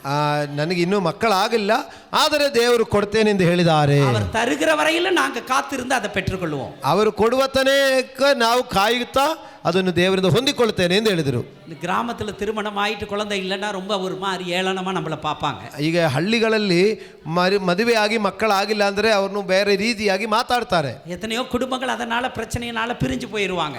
ಅಂದ ಮಾತು ಕೇಳಿಕೊಂಡೆ ಎಷ್ಟೋ ಕುಟುಂಬಗಳೇ ಬೇರ್ಪಟ್ಟು ಹೋಗಿರುತ್ತದೆ. திருமணமாகி 6வது வருஷம் சர்ச்சுக்கு வர்றாங்க, மற்றவங்க பார்த்து கேட்குறாங்க, ஒன்றும் குழந்தை பாக்கியம் இல்லையா. ಮದುವೆಯಾಗಿ 6 ವರ್ಷ ಆಯಿತು, ಇನ್ನೂ ಮಕ್ಕಳಿಲ್ಲದಿರುವಾಗ ಬೇರೆಯವರು ಕೇಳ್ತಾರೆ, ಇನ್ನೂ ಮಕ್ಕಳ ಭಾಗ್ಯ ಬಂದಿಲ್ವಾ. 2 பேரும் அவங்க சொல்றாங்க, எங்களுக்கு ಆಂಡவர் ತರೇன்னு சொல்லியிருக்கிறாரு, அவர் ತರದ வரையும் நாங்கள் ಕಾத்திருப்போம். ಅವರ ಗಂಡ ಹೆಂಡತಿ ಇಬ್ಬರು ಹೇಳೋದು, ದೇವರು ಕೊಡ್ತೇನೆ ಎಂದು ವಾಗ್ದಾನ ಮಾಡಿದ್ದಾರೆ, ಕೊಡುವ ತನಕ ನಾವು ಕಾಯ್ತಾ ಇರ್ತೇವೆ. 7வது வருஷம் அவங்க சபைக்கு வர்றாங்க. ಮದುವೆಯಾಗಿ ಮತ್ತೆ 7ನೇ ವರ್ಷ ತಿರುಪಿ ಅವರು ಸಭೆಗೆ ಬರ್ತಾರೆ. 2 பேரும் எப்படி வந்தாங்க தெரியுங்களா? ಇಬ್ಬರು ಹೇಗೆ ಬಂದಿದ್ದಾರೆ ಗೊತ್ತಾ? 2 பேரும் ஆளுக்கு ஒரு குழந்தைய தூக்கிட்டு வந்தாங்க. ಹವಳಿ ಜೋಳಿ ಮಕ್ಕಳೊಂದಿಗೆ ಅವರು ಸಭೆಗೆ ಬಂದಿದ್ದಾರೆ. இந்த சபைக்கு வர மக்களுக்கு அதை பார்த்த உடனே பொறுக்கல. ಆ ಸಭೆಯಲ್ಲಿ ಉಳಿದ ಜನರು ನೋಡಿಕೊಂಡು ಅದು ಸಹಿಸಲಿಕ್ಕಾಗಿಲ್ಲ. குழந்தை இல்லைனாலும் அவங்களுக்கு பொறுக்க மாட்டேங்குது, ಮಕ್ಕಳು ಇಲ್ಲದಿರುವಾಗಲೂ ಸಹಿಸ್ಕೊಳ್ಳಿಕ್ಕಾಗಿಲ್ಲ. ஏசப்பா ஒரே பிரசவத்தில் 2 குழந்தைய கொடுத்தாலும் அவங்களுக்கு பொறுக்க மாட்டேங்குது. ಒಂದೇ ಹೆರಿಗೆಯಲ್ಲಿ 2 ಮಕ್ಕಳು ಕೊಟ್ಟಿದೆಯಲ್ಲ ಅಂದೇಳಿ ಕೂಡ ಅದಕ್ಕೆ ಒಂದು ಸಂಕಟ. ஒரೇ பிரசவத்தில் அவங்களுக்கு 2 குழந்தைகள் ஆண்டவர் கொடுத்தார். ஒரೇ ಪ್ರಸವದಲ್ಲಿ 2 ಮಕ್ಕಳನ್ನು ಕೊಟ್ಟಿದ್ರು. அவரால் முடியாதது ஒன்றுமே இல்லைங்க. ದೇವರಿಂದ ಆಗದ ಕಾರ್ಯ ಯಾವುದೂ ಇಲ್ಲ. நம்ம சோர்ந்து போக வேண்டிய அவசியம் இல்லைங்க. ಅದರಿಂದ ನಾವು ಯಾವುದಾದರೂ ಕೆಲ ಮಾತುಗಳು ಕೇಳಿ ಸೋತು ಹೋಗಬಾರದು. செயல்படுகிற வரையிலும் நாம் காத்திருக்க வேண்டும். ದೇವರು ಮಾಡುವ ತನಕ್ಕೆ ನಾವು ಕಾಯುತ್ತಾ ಇರಬೇಕು. தாவீது பயங்கர பிரச்சனை வருது, பெரிய பிரச்சனை வந்து அவன் நெருக்கப்பட்டு எதிரிகளால் துரத்தப்பட்டு ஓடுகிற நேரத்தில் அவன் ஆண்டவர் இடத்துல ஒரு விண்ணப்பம் வைக்கிறான். ದಾವೀದನಿಗೆ ದೊಡ್ಡ ಸಮಸ್ಯೆ ಬಂದು ವೈರಿಗಳು ಅವನು ಓಡಿಸಿ ಬಿಡ್ತಾ ಇದ್ದಾರೆ. ಅವರು ಓಡಿ ಹೋಗುವಂತ ಸಮಯದಲ್ಲೂ ದಾವೀದನೊಂದು ಮಾತು ದೇವರಿಗೆ ಹೇಳ್ತಾರೆ. 25ஆம் சங்கீதத்தில் 1-2 வசனங்களை நாம் வாசித்து பார்ப்போம். அப்படின்னா சங்கீதக்காரன் இப்படியாக சொல்றா, என் தேவனே நான் உம்மை நம்பி இருக்கிறேன், உம்மை நம்பி இருக்கிறதுனால என் வாழ்க்கையில நான் வெட்கப்பட்டு போக கூடாதுன்னு சொல்றான். 25ನೇ ಕೀರ್ತನೆಯಲ್ಲಿ ಅವನು ಓಡಿ ಹೋಗುವಂತ ಸಮಯದಲ್ಲಿ ಹೇಳ್ತಾರೆ, ದೇವರೇ ನಾನು ನಿಮ್ಮನ್ನೇ ನಂಬಿದ್ದೇನೆ, ಆದುದರಿಂದ ನಾನು ಆಶಾಭಂಗಪಟ್ಟು ಹೋಗೋದಿಲ್ಲ. அதுல கடைசியா ஒரு வார்த்தை சொல்றான், என் சத்துருக்களும் என்னை மேற்கொண்டு மகிழ ஒட்டாதேயும். ಈಗ ಲಾಸ್ಟ್ ಹೇಳ್ತಾ ಇದ್ದಾರೆ, ನನ್ನ ಶತ್ರುಗಳು ನನ್ನ ಮೇಲೆ ಬೀಳದ ಹಾಗೆ ನೀ ನನ್ನನ್ನು ಕಾಪಾಡಿಕೊಳ್ಳುವನಾಗಿರ್ತಾನೆ. நம்முடைய ஜெபமும் அப்படிப்பட்டதாகத்தான் இருக்கணும். ನಮ್ಮ ಪ್ರಾರ್ಥನೆಯು ಅದೇ ಪ್ರಾರ್ಥನೆಯಾಗಿರಬೇಕು. ஒருவேளை நெருக்கப்படுகிற வேலை ஏற்படுதுன்னா நீங்க சோர்ந்து போகாதீங்க. ಈಗ பைபிளை எடுத்துக்கிட்டு பக்தனுடைய வார்த்தையை உறுதியா பிடிச்சுக்கிட்டு ஒரு இடத்துல இருந்து ஆண்டவரை இன்னும் அதிகமா தேடுங்க. ನಾವು ಬಹಳವಾದ ಒಂದು ಸಂಕಟದಲ್ಲಿ ಇಕ್ಕಟ್ಟಿನಲ್ಲಿ ನಾವು ಸಿಕ್ಕಾಕಿಕೊಂಡಿದ್ದರೂ ನಾವು ದುಃಖಪಟ್ಟು ಹಿಂಜರಿದು ಹೋಗೋರಾಗಿರದೆ ನಾವು ದೇವರ ವಾಕ್ಯ ತಗೊಂಡೋಗಿ ಬೈಬಲ್ ಎತ್ಕೊಂಡು ಹೋಗಿ ಒಂದು ಸೆಪರೇಟ್ ಆಗಿ ಒಂದು ಸ್ಥಳಕ್ಕೆ ಹೋಗಿ ಅದನ್ನು ಓದಿ ಪ್ರಾರ್ಥಿಸಿ ಧ್ಯಾನಿಸಿ ದೇವರ ಹತ್ತಿರವೇ ಇದ್ದುಕೊಂಡು ಕೇಳುವನಾಗಿರಬೇಕು. யோவான் எழுதின சுவிசேஷம் 5ஆம் அதிகாரத்தில் 1 முதல் 9 வசனங்களை பிறகு வாசித்து பாருங்க. தெரிந்த வேத பகுதி தான். ஒரு மனுஷன் 1 வருஷம் இல்லை 2 வருஷம் இல்லை 38 வருஷமாக ஒரு இடத்துல காத்திருந்தான். ನಾವು ಯೋಹಾನ ಸುವಾರ್ತೆ 5ನೇ ಅಧ್ಯಾಯ 1ರಿಂದ ನಾವು 7ನೇ ವಾಕ್ಯ ತನಕ ಓದುವಾಗ ಒಬ್ಬ ಮನುಷ್ಯನು ಹಾಸಿಗೆಯಲ್ಲಿ ಮಲಗಿದಾನೆ. 1 ವರ್ಷ 2 ವರ್ಷವಲ್ಲ, ಅವನು ಬಾವಿಯ ಬಳಿಯಲ್ಲಿ 38 ವರ್ಷ ಮಲ್ಕೊಂಡಿದ್ದಾನೆ. இந்த பெதஸ்தா என்ற குளம் கலக்கப்படும் பொழுது, தேவதூதன் கலக்கும் போது அந்த குளத்தில் யார் முதல்ல குதிக்கிறாங்களோ அவங்களுக்கு தான் சுகம் கிடைக்கின்ற ஒரு ஐதீகம். அந்த பெதஸ்தா ಎಂಬ அந்த ಬಾವಿಯ ಬಳಿಯಲ್ಲಿ ಅವನು ಮಲ್ಕೊಂಡಿರುವಾಗ ಅವನೊಂದು ನಿರೀಕ್ಷೆ, ಒಂದು ಸಮಯದಲ್ಲಿ ದೇವರ ದೂತನು ಬಂದು ಅಲ್ಲಿ ನೀರು ಉಕ್ಕುವಾಗ ಯಾರು ಇಳಿತಾರೋ ಅವರಿಗೆ ಸೌಖ್ಯ ಆಗುತ್ತೆ. ಅದರಿಂದ ನೀರು ಉಕ್ಕುವುದನ್ನು ಕಾಯ್ದುಕೊಂಡು ಅವನು 38 வருஷமா அவன் படுத்து கிடந்தான். 31 ವರ್ಷವಾಗಿ ಅಲ್ಲಿ ಮಲ್ಕೊಂಡಿದ್ದಾನೆ. அவனுடைய நம்பிக்கை எதன் மேல இருந்ததுன்னா யாராவது ஒருத்தர் என்னை ஃபர்ஸ்ட் தூக்கி போட்டுருவாங்களா. ಅವನ ನಂಬಿಕೆ ಏನಂದ್ರೆ ಯಾರಾದರೂ ನನ್ನನ್ನು ಹಿಡಿದುಕೊಂಡು ನೀರು ಉಕ್ಕುವಾಗ ಫಸ್ಟ್ ಕೊಳ್ಳದಲ್ಲಿ ಇಳಿಸಿಬಿಡ್ತಾರೆ ಅಂತ ನಂಬಿಕೆ. இந்த உலகத்துல யாராவது அப்படி உதவி செய்யறவங்க இருப்பாங்களா? இந்த ಲೋಕದಲ್ಲಿ ಈ ರೀತಿಯಾಗಿ ಮನುಷ್ಯರನ್ನು ನಂಬಿ ಅವರಿಂದ ಒದಗಿ ಸಹಾಯ ಸಿಕ್ಕದನ್ನು ನೋಡಿದರೆ ಸಿಕ್ಕುತ್ತದಾ? மேலே தூக்கி விடுறதுக்கு யாரும் இருக்க மாட்டாங்க, கீழே தள்ளுறதுக்கு தான் நிறைய பேர் இருப்பாங்க. ಮೇಲೆ ಎತ್ತಿ ಬಿಡಲಿಕ್ಕೆ ಜಾಸ್ತಿ ಜನ ಸಿಕ್ಕಲ್ಲ, ಆದರೆ ಕೆಳಗಡೆ ದೂಕಿ ಬಿಡಲಿಕ್ಕೆ ಹೆಚ್ಚಿನ ಜನ ಸಿಗ್ತಾರೆ. ஆண்டவர் ஒருவர் தாங்க நம்மளை தூக்கி விடுறவர். ಕರ್ತರೊಬ್ಬರೇ ನಮ್ಮನ್ನು ಮೇಲೆ ಮೇಲೆ ಮೇಲೆ ನಮ್ಮನ್ನು ಉದ್ಧರಿಸುವನಾಗಿರುತ್ತಾರೆ. 38 வருஷம் படுத்துறவன்ட்ட இயேசு போறாரு. 38 ವರ್ಷವಾಗಿ ಮಲಗಿರುವ ಮನುಷ್ಯ ನೋಡಿಕೊಂಡು ಯೇಸು ಹತ್ರ ಹೋಗುವಾಗ ಕಾಲಮಾಯಿ ಅವನ್ ವ್ಯಾಧಿಯಸ್ಥನ್ ಎಂಬವரை அவர் அறிந்திருந்தார். ಹೆಚ್ಚಿನ ಕಾಲವಾಗಿದೆ ಇವನು ವ್ಯಾಧಿಸ್ಥರು ಇಲ್ಲಿ ಮಲ್ಕೊಂಡಿದ್ದಾನೆ ತಿಳ್ಕೊಂಡು ಅವನ பார்த்து ஏசப்பா ஒரு வார்த்தை தான் கேட்டார், ஒரே ஒரு வார்த்தை தான் கேட்டார். ಅವನನ್ನು ನೋಡಿಕೊಂಡು ಯೇಸು ಸ್ವಾಮಿ ಒಂದೇ ಒಂದು ಮಾತು ಕೇಳ್ತಾರೆ, ನೀ ಸುಖಂ பெற விரும்புகிறாயா? ನಿನಗೆ ಸ್ವಸ್ಥವಾಗಲಿಕ್ಕೆ ಮನಸ್ಸಿದೆಯಾ? எழுந்து உன் படுக்கை எடுத்துக்கிட்டு போ அப்படின்ட்டாரு. ನೀನು ಎದ್ದು ನಿನ್ನ ಹಾಸಿಗೆಯನ್ನು ಎತ್ಕೊಂಡು ನಡೆ ಅಂತ ಹೇಳಿದ್ದಾನೆ. எப்பேற்பட்ட வியாதி உள்ளவனையும் சுகப்படுத்த இயேசுவால் முடியும். ಯಾವ ವಿಧವಾದ ಕಾಯಿಲೆಗಳನ್ನು ಗುಣಪಡಿಸಲಿಕ್ಕೆ ನಮ್ಮ ಕರ್ತನು ಶಕ್ತನಾಗಿದ್ದಾರೆ. கர்த்தர் உங்கள் வாழ்க்கையில செயல்படுகிற வரையில நீங்க காத்திருக்கணும். ಆದರೆ ದೇವರು ಕೆಲಸ ಮಾಡುವ ತನಕ್ಕೆ ನಾವು ಕಾಯುವರಾಗಿರಬೇಕು. கொரோனா நாட்கள்ல எல்லாம் லாக்டவுன், சர்ச்செல்லாம் மூடி இருக்கும், உங்க சபையெல்லாம் அந்த லாக்டவுன்ல தான் இருந்திருக்கும். ಲಾಕ್ಡೌನ್ ಸಮಯದಲ್ಲಿ ಸಭೆಯೆಲ್ಲ ಬಾಗಿಲು ಹಾಕಿದರು. ஒரு பொருளாதாரமும் கிடையாது, ಆವಾಗ ಯಾವುದು ನಮಗೆ ವಸತಿ ಕೂಡ ಇಲ್ಲ. மக்கள் எல்லாம் கஷ்டப்பட்டாங்க.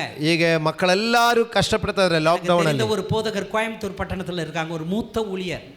ಕೊಯಂಬತ್ತೂರು ಪಟ್ಟಣದಲ್ಲಿ ಒಂದು ದೊಡ್ಡ ಹಿರಿಯ ಸೇವಕರು, அவர் மகனுக்காக ஃபீஸ் கட்டணும், ಮಗನಿಗೆ காலேஜ் ஃபீஸ் கட்ட சொல்லி அவங்க நெருக்குறாங்க. ಮಗನಿಗೆ ಕಾಲೇಜ್ ಫೀಸ್ ಕಟ್ಟಲಿಕ್ಕೆ ಕಷ್ಟಪಡ್றாங்க. அவனை கொண்டு போய் ஒரு பெரிய காலேஜில் சேர்த்துட்டார். ஒரு வருஷத்துக்கு 3 ಲಕ್ಷ ರೂಪಾಯಿ ಫೀಸ್ ಕಟ್ಟணும். ಒಂದು ವರ್ಷಕ್ಕೆ 3 ಲಕ್ಷ ಫೀಸ್ ಕಟ್ಟಬೇಕು. அதில் ஹாஸ்டல் இல்லாமல் 2 ಲಕ್ಷ ರೂಪಾಯಿ ಅವನು ಕಟ್ಟணும். ಈಗ ಹಾಸ್ಟೆಲ್ ಇಲ್ಲದ ಕಾರಣ ಕಾಲೇಜ್ ಫೀಸು 2 ಲಕ್ಷ ಕಟ್ಟಬೇಕು. பையன் கேட்டானப்பா ஃபீஸ் கட்டணுப்பா. ಆ ಮಗ ತಂದೆಗೆ ಹೇಳ್ತಾರೆ, ಅಪ್ಪ ಕಾಲೇಜಲ್ಲಿ ಫೀಸ್ ಕಟ್ಟಬೇಕು. காணிக்கை இல்லை, சர்ச் இல்லை, ஒன்றும் வருமானம் கிடையாது பாஸ்டருக்கு. ಆವಾಗ ಚರ್ಚು ಲೋಕ ಆಗಿರೋದ್ರಿಂದ ಕಾಣಿಕೆ ಇಲ್ಲ, ಬೇರೆ ಯಾವುದೇ ವರಿಮಾನಗಳಿಲ್ಲ. பையன்கிட்ட சொன்னாரப்பா ஆண்டவர் பார்த்துக்குவார், கவலைப்படாது, ஜெபம் பண்ணலாம். ಆವಾಗ ತಂದೆ ಮಗನಿಗೆ ಹೇಳಿದೆ, ಸರಿ ನೀವು ಬೇಜಾರಾಗಬೇಡ, ಪ್ರಾರ್ಥನೆ ಮಾಡೋಣ, ದೇವರು ಒದಗಿಸುತ್ತಾರೆ ಎಂದು ಹೇಳ್ತಾರೆ. ஒரு அதிகாலையில் எழுப்பி பலிபீடத்தில் வந்து முழங்கால் போட்டு அந்த பாஸ்டர் ஜெபிப்பார். ಹೀಗೆ ಪ್ರತಿದಿನವೂ ಚರ್ಚಲ್ಲಿ ಪ್ರಸಂಗ ಪೀಠದ ಹತ್ರ ಬಂದು ಮಂಡಿಯೂರಿ ಪ್ರಾರ್ಥಿಸೋದು. 2 வாரங்களுக்கு மேலே ஆயிருச்சு, ஒன்றும் எதுக்கும் பதில் கிடையில. ಆದರೆ 2 ವಾರ ಕಾದಿದೆ, ಯಾರೂ ಯಾವುದೇ ಮಾಹಿತಿ ಕೊಡಲಿಲ್ಲ. யார்கிட்டையும் போய் ಕೇಳ್ಕ முடியாது, ಎಲ್ಲರೂ ಕಷ್ಟப்படுறாங்க. ಆವಾಗ ಯಾರನ್ನೂ ಕೇಳಲಿಕ್ಕೂ ಆಗೋದಿಲ್ಲ, ಯಾಕಂದರೆ ಲಾಕ್ಡೌನಲ್ಲಿ ಯಾರಿಗೂ ಕೆಲಸ ಇಲ್ಲ. கடைசி வாரம் ಹೀಗೆ ಫೀಸ್ ಕಟ್ಟುವಂಥ ಕೊನೆಯ ವಾರ அவர் காத்திருந்து ஆண்டவர்கிட்ட ஜெபம் பண்ணிக்கிட்டே இருக்கார். ಅವರು ದೇವರ ಹತ್ರ ಬಳಿಯಲ್ಲಿ ಕಾಯ್ತಾ ಪ್ರಾರ್ಥನೆ ಮಾಡಿಕೊಂಡಿರುವಾಗ பையன் கேட்குறான், பா ஃபீஸ் கட்டணும், பரீட்சை எழுத விட மாட்டாங்க அப்படின்னு சொல்கிறானா. ಆವಾಗ ಮಗ ಕೇಳ್ತಾರೆ, ಪರೀಕ್ಷೆ ಬರೀಲಿಕ್ಕೆ ಬಿಡಲ್ಲ ಅಂತ ಹೇಳ್ತಾರಪ್ಪ, ಅದಕ್ಕೆ ಫೀಸ್ ಕಟ್ಟಲೇಬೇಕು ಅಂತ ಹೇಳ್ತಾರೆ. ஆண்டவர் தருவார்ப்பா, நீனு ஜெபம் பண்ணுன்னு மட்டும் சொல்லியிருக்காரு, கட்டிடலான்னு சொன்னாராம். ಹೀಗೆ ದೇವರು ಕೊಡ್ತಾರೆ, ನಾವು ಫೀಸ್ ಕಟ್ಟೋಣ, ನೀವು ಪ್ರೇಯರ್ ಮಾಡ್ತಾ ಇರುವುದು ಮಾತ್ರ ಹೇಳಿದ್ರು. ஒரு ஃபோன் ஒன்று வந்ததா, ಮತ್ತೆ ಒಂದು ಫೋನ್ ಕಾಲ್ ಬಂದಿತ್ತು. ஒரு சகோதரன் ஃபோன் பண்ணி, ஐயா நான் உங்களை வந்து பார்க்கணும்னு கேட்டிருக்காரு. ಒಂದು ಸಹೋದರ ಫೋನ್ ಮಾಡಿ ಕೇಳಿದ್ರೆ, ಅಯ್ಯ ನಾನು ನಿಮ್ಮನ್ನು ಬಂದು ನೋಡಬೇಕು ಎಂದು ಬಯಸ್ತೇನೆ. லாக்டவுன் இருக்கும்போது நீங்கள் எப்படி வர முடியும் அப்படின்னு சொல்லி கேட்டாரா. ಆವಾಗ ಈಗ ಲಾಕ್ಡೌನ್ ಅಲ್ವಾ, ನೀವು ಅದಕ್ಕೆ ಹೇಗೆ ಬರಲಿಕ್ಕೆ ಸಾಧ್ಯ ಅಂತ ಕೇಳಿದ್ರು. இல்லை, என் மகன் ஓமன் தேசத்திலிருந்து வந்திருக்கிறான், அங்கே வேலையிலிருந்து வந்திருக்கிறான், அவன் உங்களை பார்க்கணும்னு சொல்கிறான், நான் அவனை கூட்டிகிட்டு நான் வரேன் அப்படின்னு சொல்லி சொன்னாரா. ಈಗ ನನ್ನ ಮಗನು ಹೊರಗಡೆ ದೇಶದಲ್ಲಿದ್ದ ಮಗನು ಈಗ ನಮ್ಮ ದೇಶಕ್ಕೆ ಬಂದಿದ್ದಾನೆ, ನಿಮ್ಮನ್ನೇ ನೋಡಬೇಕು ಎಂದು ಅವನು ಕೇಳ್ತಾ ಇದ್ದಾನೆ, ನಾನು ಹೇಗಾದರೂ ಕಷ್ಟಪಟ್ಟು ಅವನ್ನ ಕರ್ಕೊಂಡು ನಿಮ್ಮ ಹತ್ರ ಬರ್ತೇನೆ. கவனமாக கேளுங்க, அந்த சபையில் சண்டே ஸ்கூல்ல இருந்து வளர்க்கப்பட்டவன் அந்த சகோதரன். ಆ ಪಾಸ್ಟ್ ಸಭೆಯಲ್ಲಿ ಸಂಡೇ ಕ್ಲಾಸಲ್ಲಿ ದೇವರ ವಾಕ್ಯ ಕೇಳಿ ಬೆಳೆದಿರುವಂಥ ಆ ಮಗನು ತನ್ನ ಸೇವಕರನ್ನು ನೋಡಲಿಕ್ಕೆ ಬರಲೇಬೇಕು ಅಂತ வாலிப ಹೇಳ್ತಾನೆ. வயது வரையில அந்த சபையில பாதுகாக்கப்பட்டவன். ಯೌವನಸ್ಥನ ಆಗುವ ತನಕ ಸಭೆಯಲ್ಲಿದ್ದುಕೊಂಡು ದೇವರಲ್ಲಿ ಬೆಳೆದ ಮಗನು. வேலை கிடைச்சு அவன் ஓமன் தேசத்துக்கு போயிட்டான். 4 ஆண்டுகள் என்ஜினியராக அங்கே பணியாற்ற அவன் போயிட்டான். ಅವನು ಹೊರಗಡೆ ದೇಶದಲ್ಲಿ ಕೆಲಸ ಸಿಕ್ಕಿ 4 ವರ್ಷ ಹೊರಗಡೆ ದೇಶದಲ್ಲಿ ಕೆಲಸ ಇದ್ದುಕೊಂಡು ಕೊರೋನಾ ಟೈಮಲ್ಲಿ ವಾಪಸ್ ಬಂದಿದ್ದಾನೆ. அவருடைய தகப்பனாருக்கு டிரான்ஸ்ஃபர் ஆகி ஈபியில் ஒர்க் பண்றாரு. அவருக்கும் வேற இடத்துக்கு போயிட்டாங்க. ಈಗ ಅವರ ತಂದೆಗೆ ಟ್ರಾನ್ಸ್ಫರ್ ಆಗಿ ಅವರು ಬೇರೆ ಕಡೆ ಹೋಗಿದರು. இந்த கொரோனா வந்ததுனால அவனுடைய வேலையில இருந்து 3 மாசம் அவனுக்கு லீவ் கொடுத்து அவனையும் அனுப்பிட்டாங்க. ಈಗ ಮಗನಿಗೆ ಕೊರೋನಾ ಟೈಮಲ್ಲಿ ರಜೆ ಕೊಟ್ಟು 3 ತಿಂಗಳು ಊರಿಗೆ ಕಳಿಸಿಕೊಟ್ಟಿದ್ದಾರೆ. அவன் வீட்டுக்கு வந்த உடனே தன் தகப்பனாரிடத்துல சொன்ன முதல் வார்த்தை, அப்பா நம்முடைய பாஸ்டரை போய் பார்க்கணும். ಅವನು ಮನೆಗೆ ಬಂದು ಅವನು ಫಸ್ಟು ಅವನ ಅಪ್ಪನಿಗೆ ಹೇಳ್ತಾರೆ, ಅಪ್ಪ ನಾ ಫಸ್ಟ್ ಹೋಗಿ ನಮ್ಮ ಪಾಸ್ಟರ್ನು ಭೇಟಿಯಾಗಬೇಕು ಅಂತ ಕೇಳ್ತಾನೆ. நான் அந்த சபையில் உருவாக்கப்பட்டவன். இன்னைக்கு இந்த உலகத்தினுடைய தீங்குக்கு தப்புவிக்கப்பட்டு ஒரு நல்ல வாலிபனாக நான் வளர்ந்துருக்கிறேன்னு அதுக்கு காரணம் என்னுடைய சபை தான். அதனால் நான் எனக்கு கிடைச்ச என்னுடைய சம்பளத்திலிருந்து நான் தசம பாகத்தை எடுத்து அப்படியே என்னுடைய சபைக்காக வச்சிருக்கிறேன். அதை கொண்டுட்டு போய் பாஸ்டர்கிட்ட கொடுக்கணும்னு சொன்னானா. ನಾನು ಈ ಯೌವನಸ್ಥರ ಜೊತೆಯಲ್ಲಿ ನಾನು ಬೆಳೆಯುವಾಗ ನಾನು ಈ ರೀತಿಯಾಗಿ ಒಂದು ಪರಿಶುದ್ಧವಾಗಿ ಬಾಳಿ ಬದುಕಲಿಕ್ಕೆ, ಈ ರೀತಿಯಾಗಿ ಒಂದು ಪೊಸಿಷನ್ಗೆ ಬರಲಿಕ್ಕೆ ನನಗೆ ಆ ಸಭೆಯಿಂದಲೇ ಸಾಧ್ಯ ಆಗಿರೋದು. ಆ ಸಭೆಯಿಂದಲೇ ಆ ಸೇವಕರೇ ನನಗೆ ಪ್ರಾರ್ಥನೆ ಮಾಡಿರೋದು. ಆದುದರಿಂದ ಇಷ್ಟು ಕಾಲದ ನನ್ನ ದಶಮ ಭಾಗ ಎಲ್ಲ ನಾನು ತೆಗೆದಿಟ್ಟು ಇಟ್ಟಿದ್ದೆ, ನನ್ನ ಸೇವಕರಿಗೆ ಕೊಡ್ಲಿಕ್ಕಾಗಿ ಇಟ್ಟಿದ್ದೆ, ನಾನು ಅದು ಕೊಡಲಿಕ್ಕೆ ಈಗ ಹೋಗಲೇಬೇಕು ಅಂತ ಹೇಳ್ತಾ ಇದ್ದಾನೆ. அவன் வந்து போதகரை பார்த்து அந்த கவரை அவங்க தகப்பனும் அவரும் கொடுத்தாங்களாம். ಆವಾಗ ಆ ಪಾಸ್ಟರ್ ಬಳಿಯಲ್ಲಿ ಬಂದು ಆ ಮಗನು ಅವನ ಕಾಣಿಕೆ ಒಂದು ಕವರಲ್ಲಿ ತಂದೆ ಕೈಯಲ್ಲಿ ಕೊಡ್ತಾ ಇದ್ದಾರೆ. ஜெபம் பண்ணி அவங்கள அனுப்பின பிறகு அந்த போதகர் அவங்க மனைவிமா சேர்ந்து அதை பிரித்து பார்க்கும்போது அவன் மகனுக்கு தேவையான ஃபீஸ் தொகை அதில் இருந்ததா. ಅವರು ಪ್ರಾರ್ಥನೆ ಮಾಡಿ ಅವರನ್ನು ಕಳುಹಿಸಿ ಕೊಟ್ಟ ಮೇಲೆ ಆ ಸೇವಕರು ಅವರ ಪತ್ನಿಯು ಆ ಕವರು ಓಪನ್ ಮಾಡಿ ನೋಡುವಾಗ ಅವರ ಮಗನಿಗೆ ಫೀಸ್ ಕಟ್ಟಲಿಕ್ಕೆ ಬೇಕಾದ ಎಷ್ಟು ಅಮೌಂಟ್ ಇದೆಯೋ ಅಷ್ಟು ಆ ಕವರಿನೊಳಗಡೆ ಕಾಣಿಸಿಕೊಂಡಿತು. கர்த்தர் செயல்படுகிற வரையிலும் நாம் காத்திருக்க வேண்டும். ದೇವರು ಮಾಡುವ ತನಕ್ಕೆ ನಾವು ಕಾಯುತ್ತಾ ಇರುವವರಾಗಿರೋಣ. அவரால முடியாதது ஒண்ணுமே இல்லைங்க. ಅವರಿಂದ ಮಾಡಲಿಕ್ಕೆ ಆಗದಂತ ಕಾರ್ಯ ಯಾವುದೂ ಇಲ್ಲ. அவர் நேற்றும் இன்றும் என்றும் மாறாதவராக இருக்கிறார். அவர் ನಿನ್ನೆಯೂ ಇವತ್ತು ನಾಳೆಯೂ ಎಂದೆಂದಿಗೂ ಬದಲಾವಣೆ ಆಗದ ದೇವರು. முயற்சிகள் தோற்று போகிற அனுபவம் வருகின்ற பொழுது இரண்டாவது நீங்க செய்ய வேண்டிய காரியம், கர்த்தர் செயல்படுகிற வரையிலும் காத்திருங்க. ನೀವು ಸೋತು ಹೋಗುತ್ತೆ ಎಂದು ಕಾಣುವಂತ ದಿನಗಳಲ್ಲಿ ನೀವು ಮಾಡಬೇಕಾದ ಎರಡನೇ ವಿಷಯ, ದೇವರು ಮಾಡುವ ತನಕ್ಕೆ ನಂಬಿಕೆಯಿಂದ ಕಾಯುತ್ತಾ ಇರಬೇಕು. 2 நிமிடத்துல நான் முடிக்க விரும்புகிறேன். ನಾನು 2 ನಿಮಿಷದೊಳಗಡೆ ಮತ್ತೆ ಮುಗಿಸಲಿಕ್ಕೆ ಇಷ್ಟಪಡ್ತೇನೆ. கடைசியாக மூன்றாவது நாம் செய்ய வேண்டிய காரியம், ನಾವು கடைசி வரையிலும் நாம் அவரை பின்பற்றி நடக்க வேண்டும். ಈಗ ನಾವು ಸೋತು ಹೋಗುವಂಥ ಸಮಯದಲ್ಲಿ ನಾವು ಬಲವಾಗಿ ನಿಲ್ಲಲಿಕ್ಕೋಸ್ಕರ ಮಾಡಬೇಕಾದ ಮೂರನೇ ವಿಷಯ, ಕೊನೆಯ ತನಕ್ಕೆ ಕರ್ತನಲ್ಲೇ ಭರವಸೆ ಇಡಬೇಕು. லூக்கா எழுதின சுவிசேஷம் 9ஆம் அதிகாரம் 62வது வசனம் இப்படியாக சொல்லுகிறது. ಲೂಕ 9:62 ವಾಕ್ಯ ಈ ರೀತಿಯಾಗಿ ಓದುತ್ತಾ ಇದೆ. கலப்பையின் மேல் கை வைத்து விட்டு பின்னிட்டு பார்க்கிற எவனும் தேவனுடைய ராஜ்யத்திற்கு தகுதியானவன் அல்ல. ನೇಗಿಲಿನ ಮೇಲೆ ಕೈಯಿಟ್ಟು ಹಿಂಜರಿದು ನೋಡುವವನು ಅವನು ದೇವರ ರಾಜ್ಯಕ್ಕೆ ತಕ್ಕವನಲ್ಲ ಎಂದು ವಾಕ್ಯ ಹೇಳ್ತಾ ಇದೆ. அருமையான தேவ ஜனமே, ನನಗೆ ಪ್ರಿಯರಾದ ದೇವರ ಮಕ್ಕಳಿರಾ, என்ன உபத்திரம் வந்தாலும் சரி, ಎನ್ನ ಶೋಧನೆ ಬಂದರೂ ಸರಿ, என்ன போராட்டங்கள் வந்தாலும் சரி, ಯಾವ ಹೋರಾಟಗಳು ಬಂದರೂ ಸರಿ, என்ன குறைவுகள் வந்தாலும் சரி, ಯಾವ ಸಮಸ್ಯೆಗಳು ಬಂದರೂ ಸರಿ, கடைசி வரையும் நம்ம ஆண்டவரை பின்பற்ற வேண்டும். ನಾವು ಕೊನೆಯ ತನಕ ಕರ್ತನನ್ನೇ ಹಿಡಿದುಕೊಂಡಿರಬೇಕು. ஒரு நாள் நம்ம பின்னிட்டு பார்க்கவே கூடாது. ಯಾವತ್ತೂ ಕೂಡ ನಾವು ಹಿಂಜರಿದು ಹೋಗುವವರಾಗಿರಬಾರದು. பேதுருவை பார்த்து ஆண்டவர் ஒரு வார்த்தையை சொன்னாரு.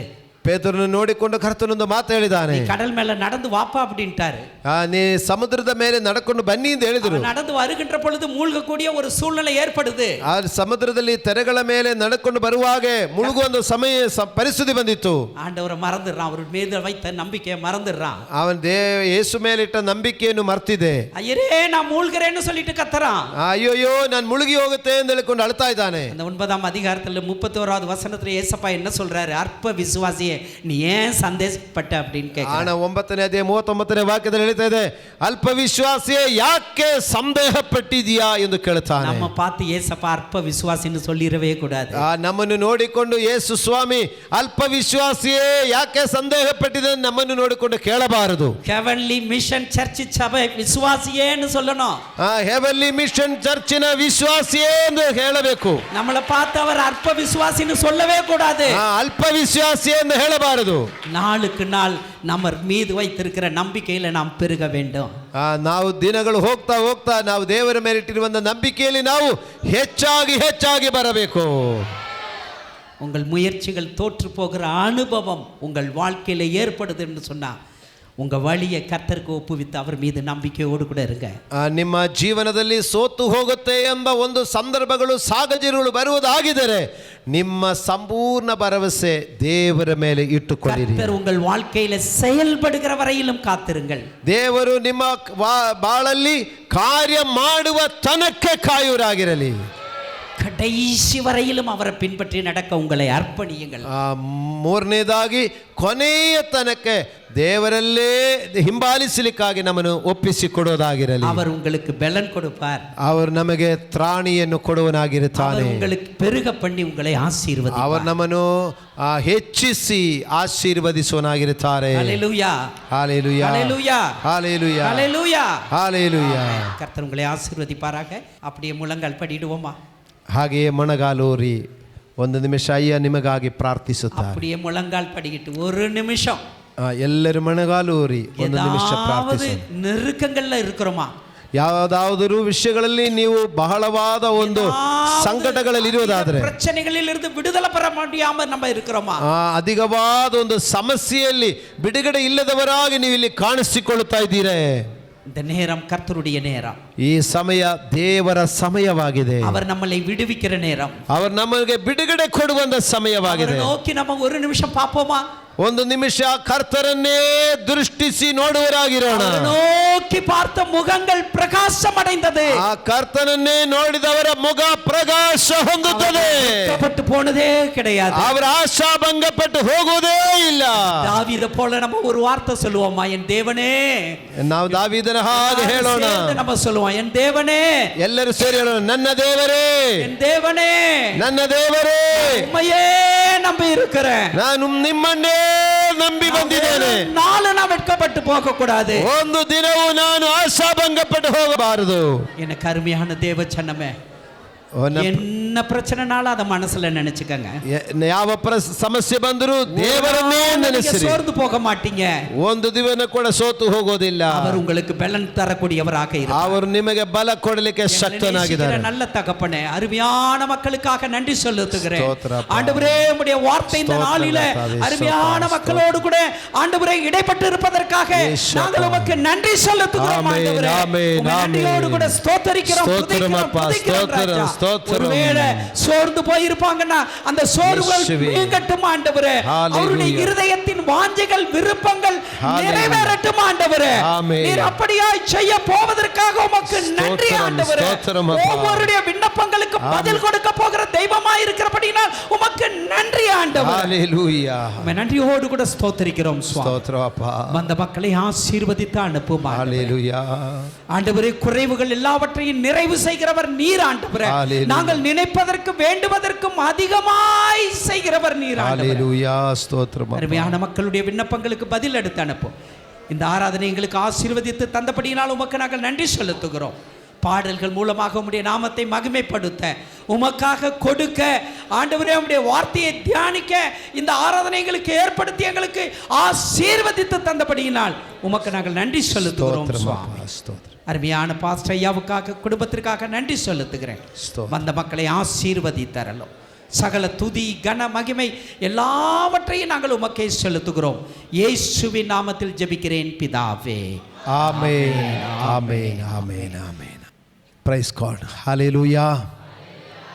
ಬಹುದೂರ ಪ್ರಯಾಣ ಮಾಡಿ ಮತ್ತು ಸಮಯಕ್ಕೆ ಸರಿಯಾಗಿ ಬಂದು ಆಂಡಿ ಹಾಡುಗಳ ಮೂಲಕವಾಗಿ ಸಾಕ್ಷಿ ಮೂಲಕವಾಗಿ ನಮ್ಮನ್ನು ಆಶೀರ್ವದಿಸಿ ಮತ್ತು ಅಯ್ಯ ಕೂಡ ತಮ್ಮ ಸಾಕ್ಷಿಯು ಮತ್ತು ನಮ್ಮನ್ನು ಸೋತು ಹೋಗುವಂಥ ಸಮಯದಲ್ಲಿ ನಾವು ಬಲ ಹೊಂದಿಕೊಳ್ಳಿಕ್ಕೆ ಬೇಕಾದ ಉತ್ತಮವಾದ ಮಾರ್ಗಗಳು ಕೂಡ ಹೇಳಿಕೊಟ್ಟು ನಮ್ಮನ್ನು ಒಂದು ಬಲಪಡಿಸಿ, ಒಂದು ಬಲಹೀನತೆಯಿಂದ ಒಂದು ಮೇಲಕ್ಕೆ ನಮ್ಮನ್ನು ಎಬ್ಬಿಸಿ ನಿಲ್ಲಿಸಿದ. ಇದಕ್ಕಾಗಿ ಅಯ್ಯ ಅವರನ್ನು ಉಪಯೋಗಿಸಿಕೊಂಡ ದೇವರಿಗೆ ನಾವು ಫಸ್ಟು ಚಪ್ಪಾಳೆ ಹೊಡೆದು ತಂದೆ, ಕುಮಾರ, ಪವಿತ್ರಾತ್ಮ ದೇವರಿಗೆ ನಾವು ಘನತೆ ಸಲ್ಲಿಸೋಣ, ಸ್ತೋತ್ರ ಸಲ್ಲಿಸುವರಾಗಿರೋಣ.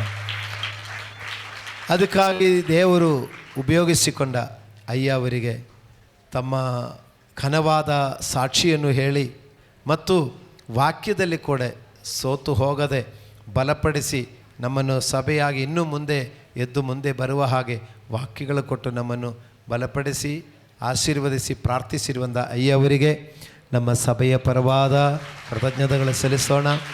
ಚಪ್ಪಾಳೆ ಹೊಡೆದು ನಮ್ಮ ಪ್ರೀತಿ ಸಲ್ಲಿಸ್ತಾ ಇದ್ದೇವೆ. ಹಲ್ಲೆಲೂಯಾ. ಪ್ರಿಯ ವೀಕ್ಷಕರೇ, ನೀವು ಹೊಂದಿದ ಆಶೀರ್ವಾದವನ್ನು ನಮ್ಮೊಂದಿಗೆ ಹಂಚಿಕೊಳ್ಳಿರಿ. ನೀವು ಸಂಪರ್ಕಿಸಬೇಕಾದ ಮೊಬೈಲ್ ಸಂಖ್ಯೆ 8217761567. ಹೆಚ್ಚಿನ ವಿಡಿಯೋಗಳಿಗಾಗಿ ನಮ್ಮ ಚಾನೆಲ್ ಅನ್ನು ಸಬ್ಸ್ಕ್ರೈಬ್ ಮಾಡಿಕೊಳ್ಳಿರಿ. ದೇವರು ತಾನೇ ನಿಮ್ಮೆಲ್ಲರನ್ನು ಆಶೀರ್ವದಿಸಲಿ.